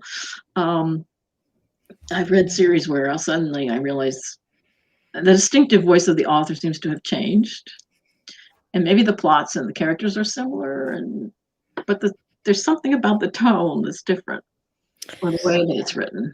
I think so too. There's been a couple of series that I can think of. I mean, I'm not going to say, but I'm just saying, like, the writing style is different enough in a way where I'm like, I think somebody else may be writing for them. I don't know that positively. I still don't know that positively, but there's been ones that I've, and for whatever reason, like you're saying, maybe they got older, maybe they spread themselves too thin and they're writing 4 different series for a while. I mean, who knows? There's a lot of factors there. And if they were being pressured, and that's something I actually talk about in this book, the pressures that are on someone, and how it's not necessarily their choice or their preference.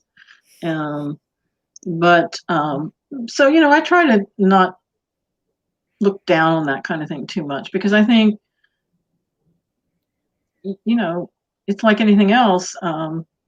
People are being expected, like musicians and other people, expected to put out a quantity of material that's really not possible.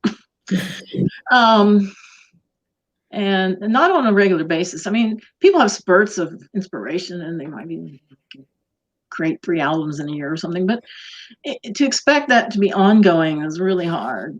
And Yeah. I think it burns people out. I think people get burnt out so fast in all of the arts. And that's something that I wish was a little different, that we had more time to allow things to percolate, ideas, concepts, and not feel the pressure to just keep churning things out. I mean, I don't feel overwhelmed, but if I had to do, like some of these people, some of these writers turning out things every other month, I would probably just give up. I don't think I could do it. So, but it's a market. It's a market-driven problem. And I think that until the market understands or changes a little bit, that problem isn't going to go away. Or you just have to say, well, I'm okay with this. I'm okay with not being as famous. Or, that's the other thing you have to decide as an artist, I think, in general. I mean, not just writers, but do you desperately need to be famous? Or do you just want to create art?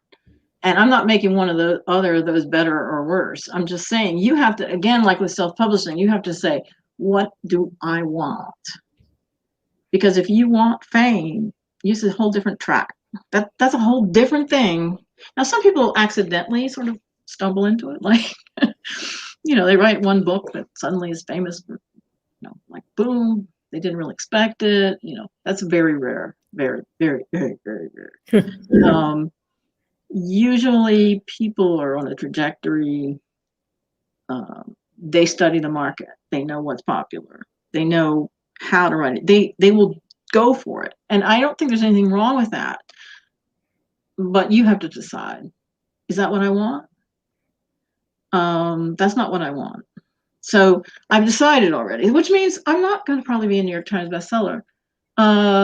Fluky thing maybe, but unlikely, because I have decided not to pursue it in that direction. I'd have to write a different kind of book. And not a book I want to write.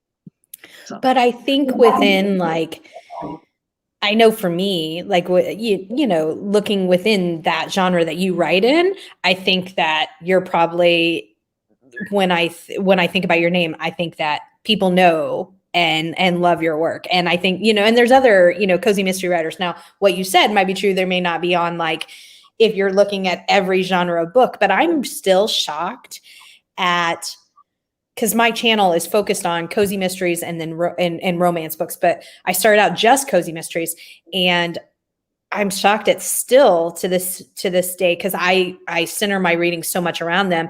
When people are like, I don't know what a cozy mystery is, I'm like, oh, be still my heart. But I think within that specific genre, I think that your name is very, very well known, as it should be. Well, thanks. Yeah. I mean, I just want, I want to put out your art, that I can respect myself. I mean, that I feel proud of. I'm not saying that, they're the greatest books ever written. I have very high standards for what I consider, brilliance. And I'll never meet it for myself, because that's never going to happen for me. But I just want to be able to respect and feel I'm doing the best I can, that I'm trying to put it into the best I can and offer readers, something that I can feel good about. And I don't want to just turn something out. That's why I said about, stopping a series. Like, if I start to feel like, well, this is just not working anymore, I'm not going to say, oh, buy my books and they're boring now or something. I mean, I don't want that to happen. And so, yeah, that's kind of my standard. And also, I really believe in just, as a former librarian, supporting reading and books in general. And so I'm never going to tear down other authors or speak disparagingly of them or whatever, because, you know, the more books there are, the better. You know, there's books for everyone. There should be a variety of books, and something you like and something I like, maybe not be what the person next door likes, and that's okay. And, you know, there's certain things that kind of hit societal, cultural. It's like with music. A lot of my favorite musicians are not well known beyond a certain level, you know.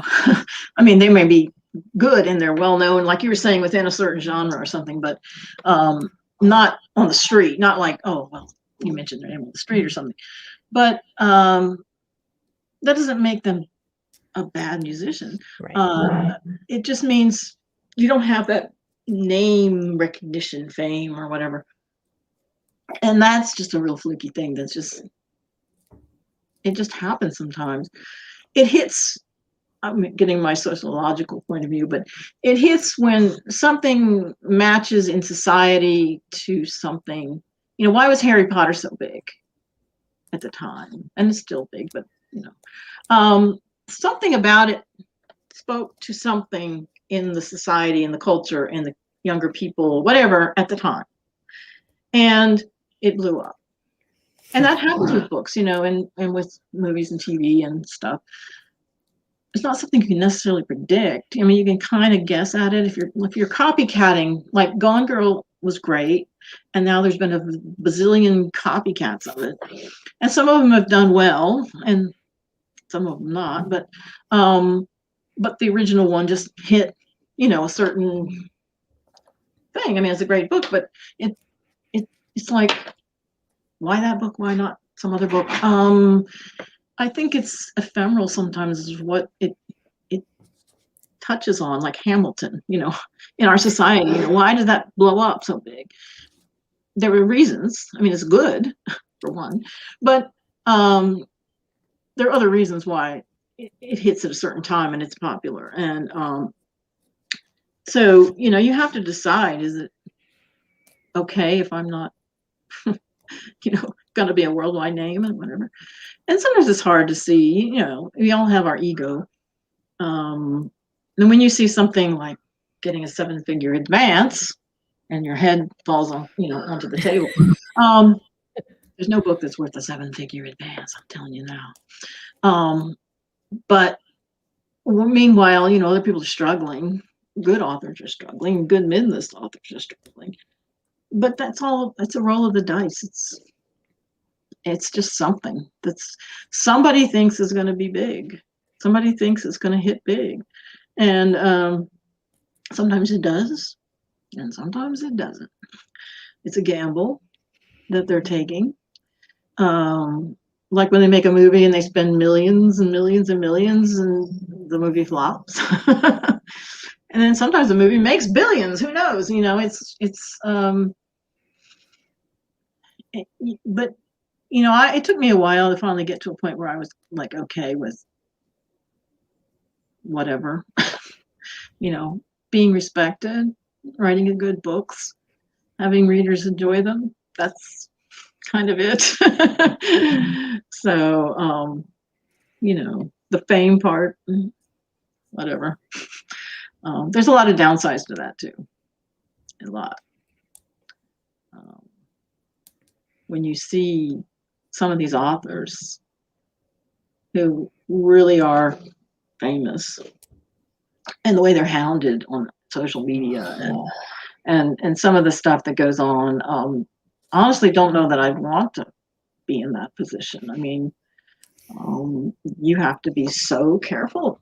Everything you say, everything you do, in this age of social media everywhere, and also the expectation. You know, I've seen some people who've had a first book come out that did pretty well and was like lauded and as, okay, they're going to be a big name. They're going to, you know, this, and then other things following that didn't do so well, and it's really hard on those people because, you know, the expectations up here and it sometimes gets blown out of proportion and then they can't meet it. And I prefer, you know, I feel like I've done a steady sort of thing, which is building it, not so bang up front, but you know, you get out 6, 7, 8 books and you start to get a name, and that's okay. It's better than, I think, personally, than being a big splash and having to live up to that. But that's just my personal opinion. Because I think that would be hard, personally. You know, like, oh gosh, I gotta meet the same standard of sales or whatever, you know. And I sometimes do that as a reader to myself, where I enjoy a book so much and it's a new author to me that I think when I read the second one and I don't think it's as good, I think it's my own expectations that I put on the book or the author because I enjoyed you know what I mean? And I have to go back and I'm like, this is still an amazing book, but I just was like, I built it up too much in my own head for getting ready to read it. The hype machine. And the hype machine doesn't do people any favors, I don't think, because there's so many books that are hyped, especially in young adult literature. That's a really wild place. And it's like the Wild West or something. It's just craziness. But they'll hype these things to the point where nothing could live up to it. And then people are very disappointed. Well, you overhyped it. And I wish they wouldn't. You know, I try not to even look at stuff like that before I read certain books because I don't want to know. I just want to read the book and decide for myself. You know, because usually when a book is super, super hyped and I read it and then I'm disappointed because it's not going to live up to that. Nothing's going to live up to that. And I like discovering things. It's like, oh, wow, this is good. Or its own merits, you know, rather than this is the most thrilling thriller that ever thrilled. No, it isn't. I mean, I can even see it, you know, when I see the promotion of certain things, you will never believe the end. Oh, yes, I will. You know, it's kind of a reverse psychology thing, I guess. But I do think our culture is a little bit too fame oriented, or, you know, bang, somebody's famous and then we tear them down. Like that whole thing on Britney Spears, that documentary, it was like you build somebody up, you tear them down. And there's a whole culture of that in the media, you know. So you have to be aware and say, you know, how much am I going to buy into this personally? And I think, you know your own self and what you're really looking for. You know, I had a option on my first 2 Blue Ridge books with Sony Pictures Television, and it came out of the blue, and it was great. We got a little money out of it, but they dropped the option after 2 years, so that was that. I mean, if I had like invested so much of my personal worth into that and then it fell apart, I would have been devastated, but I didn't. I just was like, you know, if it happens, it happens. If it doesn't happen, well. And I think that's kind of how you have to look at it, like, you know, not put all your eggs in one basket, so to speak, and not think that like this is the be all and end all. And whenever people say, well, what's your favorite book you've written? I said, my next one. Because I hope the next one will be better. The next one's always going to be better. That's right. I love that. You know, it may not be. I mean, you know, when I pass on to the next sphere, and I have a bunch of books out, people may go through, as I've done with authors, and say, well, I like this one and this one and this one the best. And they might be from different points in their career. So it may not be that the last book they wrote is my favorite. But I think for an author, you have to feel like you're going to always get better, that you're always going to keep trying to get better anyway. So, you know, you have to look ahead and say, keep going forward, and not get stuck on, well, I had all that fame with that one book, you know, so what? Just keep going. I love that advice because I think that works anywhere in life is just then like to keep improving on anything that we do in any art, or just anything, our careers, everything. I think that is an amazing advice is we always want to be improving and progressing and getting better. Learning new things. Absolutely. I'm a big believer in continually learning things, and experimenting with new ideas, you know, because why not? I mean, it's just, I think that's an important thing too, is just, and I've seen this happen with other artists, with whether they're musicians or theater people I know, or writers, and maybe the thing that made them famous, or they got some fame from, then they go on to do other things, and they're just as satisfied, and they're doing brilliant things, but maybe it's not famous things, but that doesn't make those other things any less. You'll see a musician who had a big one-hit wonder, and then everybody says, "Oh, isn't that a shame?" Well, maybe they're still producing music and it's great music. Maybe it's just not a hit. Mm-hmm. But that doesn't lessen the value of what they've created. And I think that's really important to remember, is that, you can write something, and if you feel you've achieved what you wanted to achieve with that particular work, then it's a success. Whether it sells or doesn't sell, whatever. It's more about the creating and the doing and the working through it, and the journey, as they say, instead of the destination. Because if you don't have that, then everything's going to be a slog. It's always going to feel like, oh my goodness, because it's a lot of hard work. And that's the other part about writing, is it's hard work, and you have to write when you don't feel like writing. This image of people in a garret, with light coming down, inspiring them. Nobody does that. Artists don't do that. That's not what works. You just have to keep working. And there are days when I can crank out a lot of words and it's really great, and days when I'm like, happy to get a page. But if you have a deadline, if you have a responsibility, you have to do it. And just, it's like dancers and other people I've been around a lot of artists like that. And, I talk about it in the books with Richard, and he's talking about, you work through injuries, you work through, there's a lot of things that are going on that you just have to work through it. And I liked that, because what I like about that is sometimes we don't, as readers or watchers of ballet or the dance that he's doing, or whatever it is, we sometimes get to where we don't think about, well, why isn't Victoria Gilbert putting out another book? Well, she might be sick. Maybe somebody, we don't see that. We just think they're not doing something. In the same way with dancers, it's really easy to watch something and be like, well, he's not up to snuff, but we don't know that he's pulled his, this and that, and he's pushing through and all of that. Because when you think about it that way, and the fact that he's still even performing at all is a major, feat. Yeah. But like, we as the consumer don't always see that whole picture. Yeah. And there's a lot of expectations, I think, like you said, put on that makes a big difference.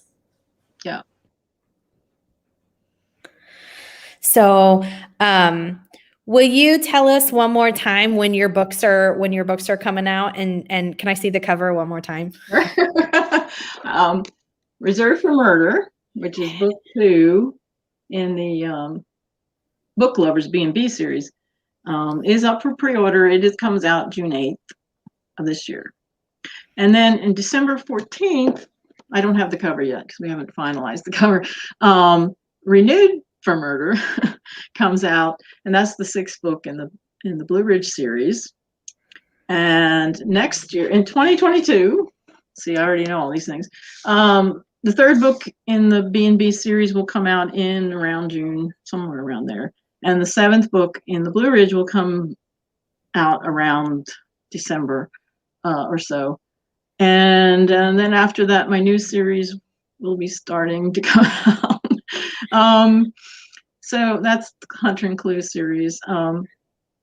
So I got all these things coming up, and I'll be writing from now here to eternity. But it's good. It's a good problem to have. Yeah. And I'm always thinking of new ideas, and I have ideas, and I have to work through and see if something new comes up. And even that schedule seems like incredible. The schedule that you just mentioned, I mean, even that, like, that's 3 books in a year. That's incredible. Yeah, it's about, well, I started on this first one I turned in back last year's. I mean, part of last year. I have about 5 months between them, I guess. Wow. Something like that. So that's, can be challenging. Depending on what other contracts I get, I might be slowing down, after this year to 2 books a year. So we'll see. It depends on the contracts. But May said, as a ballet dancer, I can confirm it's a lot of work to make things look effortless. Absolutely. Yeah. I bet. Yeah. I think any art form like that is just incredible, because I'm not a creative person, but I mean, I would love to be.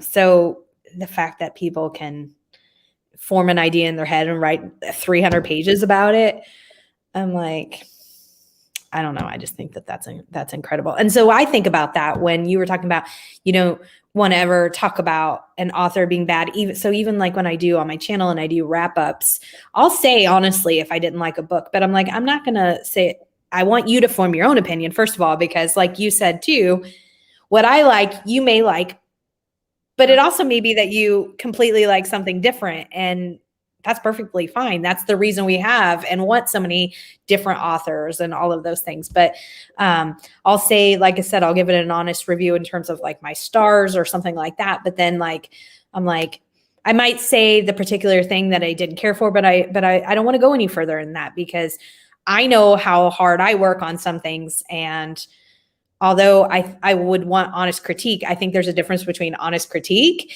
and just straight up like ripping something apart that somebody worked very hard on. And the personal opinion part, I mean, for me, reviews, it's like everybody has the right to their opinion, and you might hate my books, I mean, that's your personal opinion, and that's okay.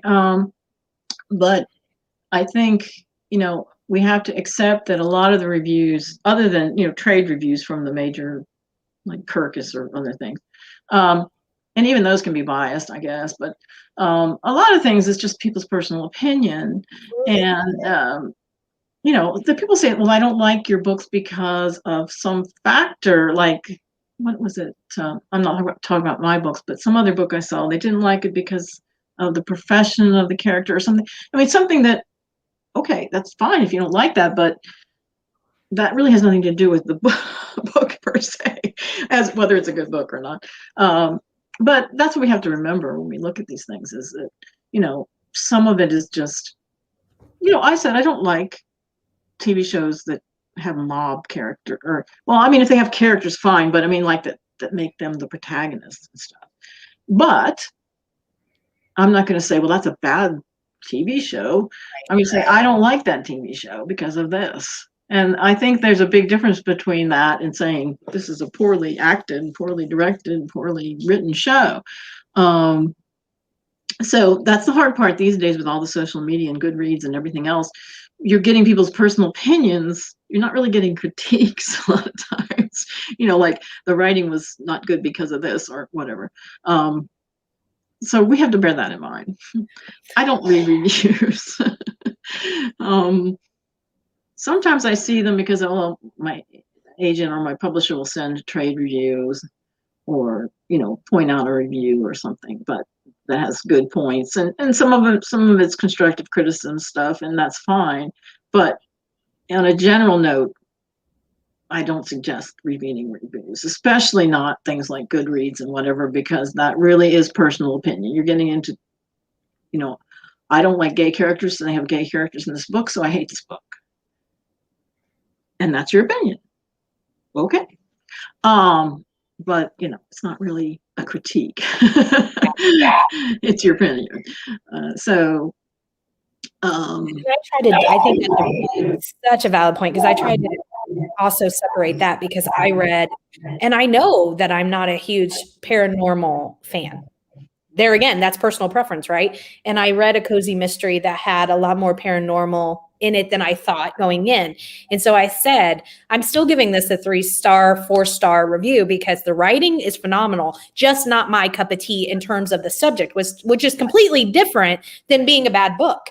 Has nothing to do with, it's no different than if I don't like mob book things or whatever. That has nothing to do with the writing or the pacing or the anything else in the actual, production of the book. So I tried to make that distinction. Like, this is just a cup of tea sort of thing. It's not, Right. And that's very different. If you clarify and say, my personal opinion is this, but you're not saying, well, this is a piece of crap or something. Now there are books that are not well written at all. But if you critique that, still you can critique it and say why. That helps. I mean, I didn't like it because the pacing was terrible or whatever. But to just dismiss it like I hate this for whatever reason doesn't really help anybody. Not the author, not other readers, nobody. So that's why I just tend to avoid the whole thing. I mean, it's like, I don't need to see this. And I'm my worst critic, so I know if something's not working or not. And I'm never going to say, oh, I did great with this, if I don't think personally, if I don't think I did. So I don't think anybody's going to make me, feel, what's the word I'm looking for, big-headed about stuff. It's just, I'm never going to achieve what I want because my goals are up here. It's just not going to happen. Not for me personally. I'm just too much of a perfectionist for that. Do you get to design your own covers? No. That's the other thing people don't understand. People will cut down a cover or a titles too. In traditional publishing, most of the time, the publisher decides the cover and the title. Now, you have input. It depends on the publisher. My publisher is good about asking for input, and they'll show a sketch. My agent and I can, make comments, suggestions. They'll revise things, So it's not like, oh, here it is, you're stuck with it. But they have the final say. And sometimes there's things that we don't agree with, but we go, okay, whatever, And the same with titles. Like, my publisher asks me for a whole list of possible titles. And so I do have input. It's not, out of the blue, like, well, this is going to be your title, whether you like it or not. But it's not like I can just do anything. So sometimes when people say, well, I really don't like that cover, or I really don't like that title, authors may have had very little to do with that. And that's hard because people don't understand that's how it works. Or like the cover gets changed and people get angry and like, well, the publisher probably just changed it. I mean, the author probably did not ask for it to be changed. It's just a marketing thing. And that's one of those things that you can't control that much.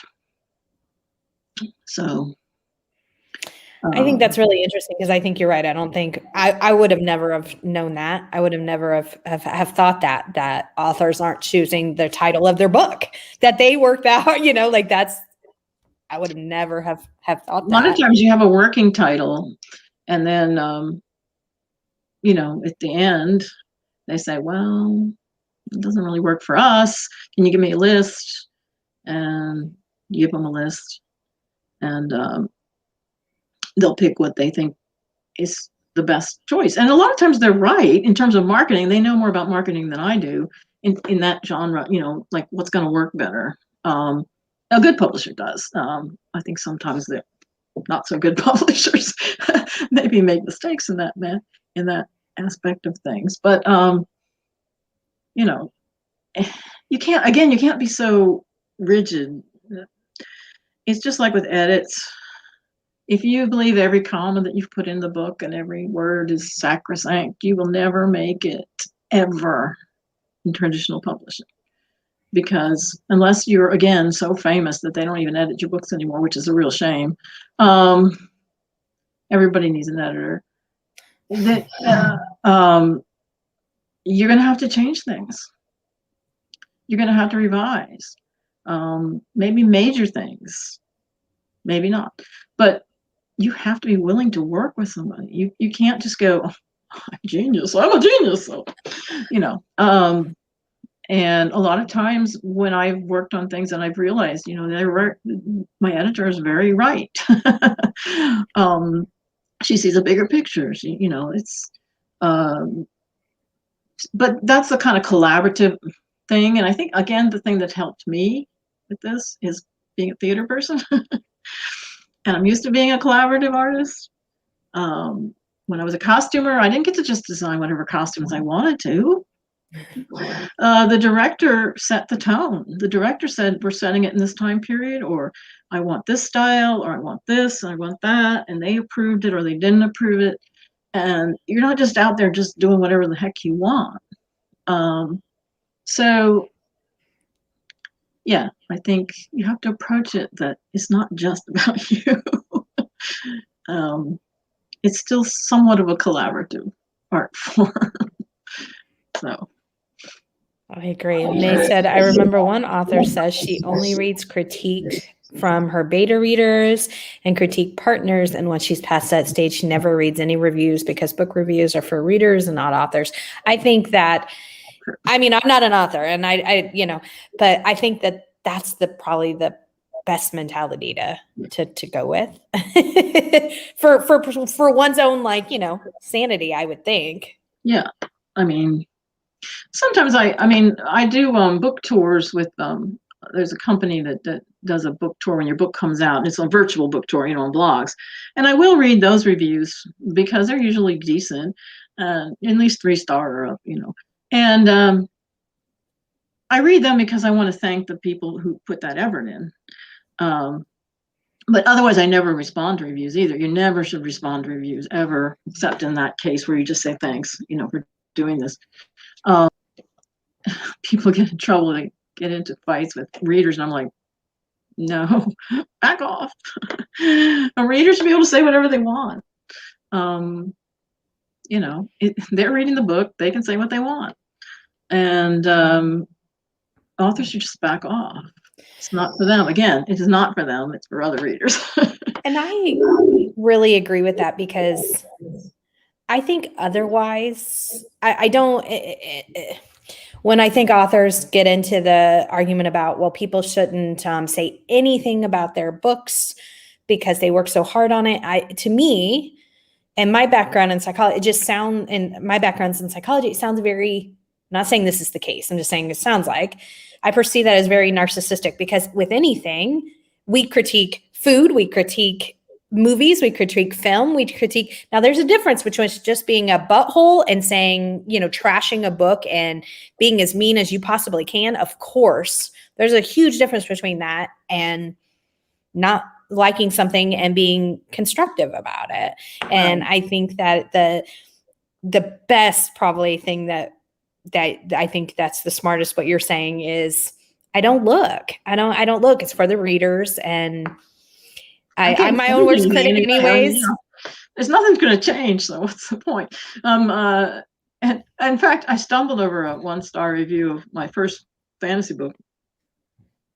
I wasn't looking for it, but fell over it. And I realized that at that point that this was some time after it had come out, and I said, I know I've grown as an author and whatever, I gotten a thicker skin or whatever, because I just laughed because it was hilarious. It was funny. I mean, they hated it so much. I said, well, at least I made an effect on them, I guess. Had an effect on them. I hated it. You think, wow, made them hate it that much. So, there's a scene in Pirates of the Caribbean where he says something about, to Jack Sparrow is told something about, you're the worst pirate I've ever heard of. And he says, well, at least you've heard of me. And then, I mean, I think that, there's a little bit of that too. It's just, you start to realize, well, it's kind of funny after a while. One of my favorite reviews for hilarity was one that just said, it's an okay book. That was all it said. I like that one. Sure, it's an okay. That's hilarious. I was thinking as you were talking that one of my favorite, I know it's, so the first line, I don't know if you remember, but do you remember the first line in your first book of the Blue Ridge series? It's a quote. Oh, yeah. Yeah, it's, I better read it though, so I don't do it wrong because it's been a while. This line came to me in the middle of the night. I remember thinking, oh, yes. Anyone who claims there are no stupid questions has never worked in a public library. Yep. I love that. Oh my gosh, I think that's so funny because, oh yeah, I can't imagine. It's just anybody that works in the public, like, I mean, the things that you can see and do, and just that I don't think a lot of people, if you don't, can understand it. But I love that quote. I think that's hilarious. I work pretty hard on the first lines because I think first lines are important. And that's something I feel proud of, that I have pretty good first lines. To try to set the tone. Sure. And get it in there. Get it started rolling. I think you need an attention grabber like that. That will really, pull somebody in, immediately, because I don't know if you do this, but I used to never DNF a book. I mean, ever DNF a book. And I said to my husband one time, he said, well, you're not enjoying it. Why are you doing it? And I said, well, what happens if I quit reading it? And if I just read another 10 pages, there was this huge, magnificent twist or something that changed the whole course of the book, and it would have been the best book I ever read. He said, well, how often has that happened? I said, never. But so I have started DNFing in the last few years. I still don't DNF a whole lot just because I enjoy almost everything I read, because I know what I like. So if I know what I like and I'm reading what I like, I'm probably going to like it. But I agree with the immediately first line, have to grab them, because I give it about my theory for if I'm going to DNF a book is I have to give it at least 2 or 3 chapters after we've introduced the characters, because you're in the beginning of the book. That's all you're doing, right? We're getting to know the people. Yeah. And I don't think you've gotten the plot or the, and then after that. So I think that pulling somebody in from the start, and that line, just, I still remember it. I just think that's hilarious. Well, the last one in that series that's come out, A Deadly Edition, I enjoyed this one too, is because this is true. Sometimes chocolate is the only thing standing between me and murder. I was on I took part, like I was a reader audience person in a panel for, it was Lynn Cahoon and Lucy Burdett and a couple other people at the Key West Public Library, but it was virtual, just maybe like a month or 2 ago. And they were saying that the reason that mystery authors, I thought this was hysterical, that mystery authors have usually like long-standing marriages, more so than maybe some other authors, is because they get to constantly kill people within their books, so they don't want to like kill their husband or something to that effect. It was just so funny. I was like, that's actually really. Well, my husband jokes that he says, I got to be careful. He has to be careful because I know too many ways to get away with it. That my husband jokes because I really read cozy mysteries or romance. Not to say I never, but that's my go-to. And so I was like, well, apparently I'm a love 'em or kill 'em. Just remember that. Love 'em or kill 'em. But yeah, so I just love your books, and I'm so appreciative that you did this. And I think you gave some really great advice to authors and people who, you know, want to publish and all that. It's just been fabulous. Well, I hope so, because I really feel like, you know, it's really important to support other authors and readers too, and give back. You know, I've been fortunate to, like I said, you know, I might not be famous, but I still feel really fortunate that as late as I started this career, I've been able to do well and be supported by my publisher and my agent and others in the business and other authors. And you know, without all those people, you're not going to get anywhere. And so, you know, I like to feel like, yeah, I mean, again, I don't feel in competition. I'm in competition with myself. I'm not in competition with other authors. And I think the more books, the better. So, you know, you're not taking away from me if you publish a book. People are either going to like my books and buy them or not. And it's not a, you know, lose-lose situation or something. It's a win-win if we all, you know, support each other. So, and I believe that, you know, readers need to be appreciated, because there is no book industry without readers. And the fact that people still, to this day, you know, in all these hard times, are buying books, and libraries are being supported, and libraries are supporting authors, and bookstores. It really needs to be appreciated, and thank people, readers, bookstores, libraries, because, you know, there is no book world without them. And so I say thank you.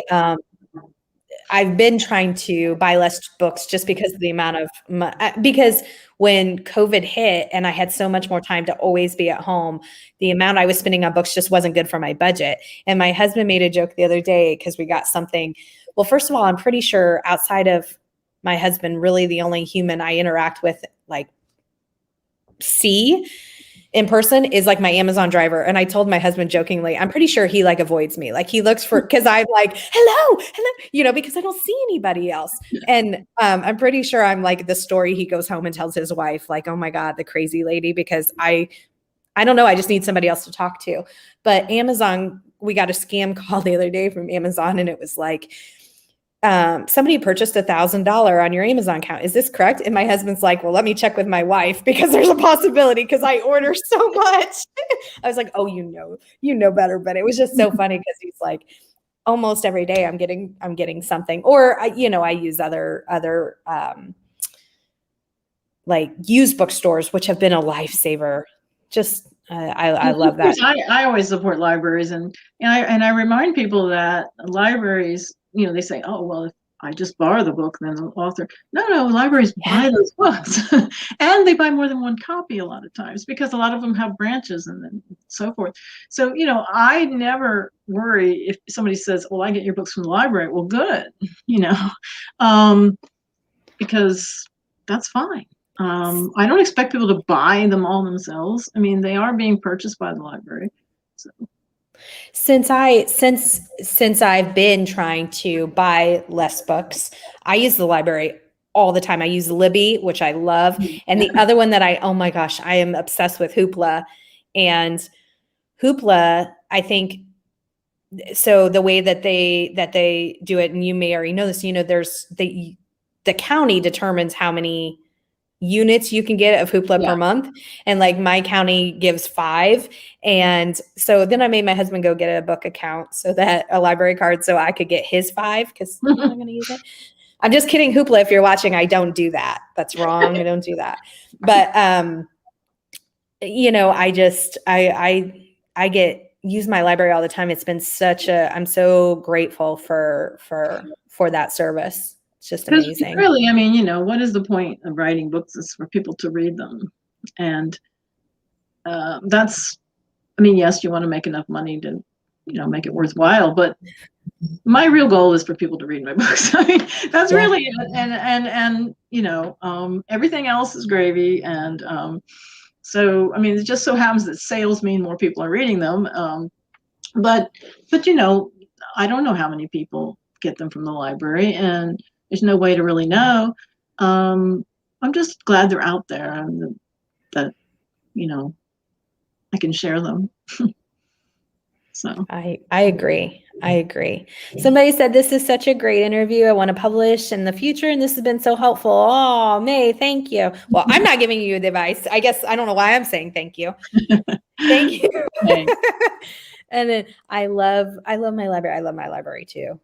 I really am been so thankful to my library, and it stayed open in the sense they're still doing curbside, but like I do use, like I said, the Libby and the Hoopla so often that They've done whatever they can to make yeah. it available. Yeah.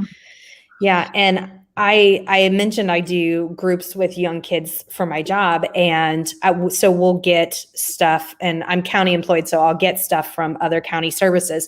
And libraries are just like really doing so much. Like they've made everything virtual that they can, so that there's still all these like programs going on that it's just wonderful. It's just wonderful. Okay, well, I have really enjoyed talking with you and sharing things with your viewers. And if people want to follow me or know more, I have a website. It's www, typical stuff. Victoria Gilbert Mysteries, all one word, .com. And the thing there is that I have all the links. So instead of telling you all these links, I have all the links on my website to Twitter, my Twitter account, my Facebook page, and all that stuff. Where I also try to keep up to date on my website, like events that are happening like this, or if I have new book news or anything like that. And you can also read about my books and all the different books. And I have links to, purchase and whatever. So that's the easiest way to keep track of me and what's happening in my book world. And then you can also find me on Facebook and Twitter. Instagram, I don't do as much on. I'm on there, but and I do have sometimes like on Facebook author page, I'll have like a giveaway, and to give away ARCs, advanced reader copies of my books, and other things. Or when the book publishes, I'll give away a hardback or something like that. So it's just something, if somebody's interested, that's probably the best starting point. And absolutely. And I love following you on Twitter because you're pretty active, and I always see great news on there. Yeah, I love it. Trying to keep up with things. Sometimes thank you so much for doing this. And it was wonderful. And all the time that you spent with me was wonderful. And you gave some great advice. I really, really appreciate it. And I just love your book. So I was so excited that you said yes. I'm glad to support people that are promoting books and authors. So yeah. Well, I'm so excited to read the new book coming out, and I'm sure I'll be talking with you on Twitter because, like I said, I always see you on there and chat with you on there.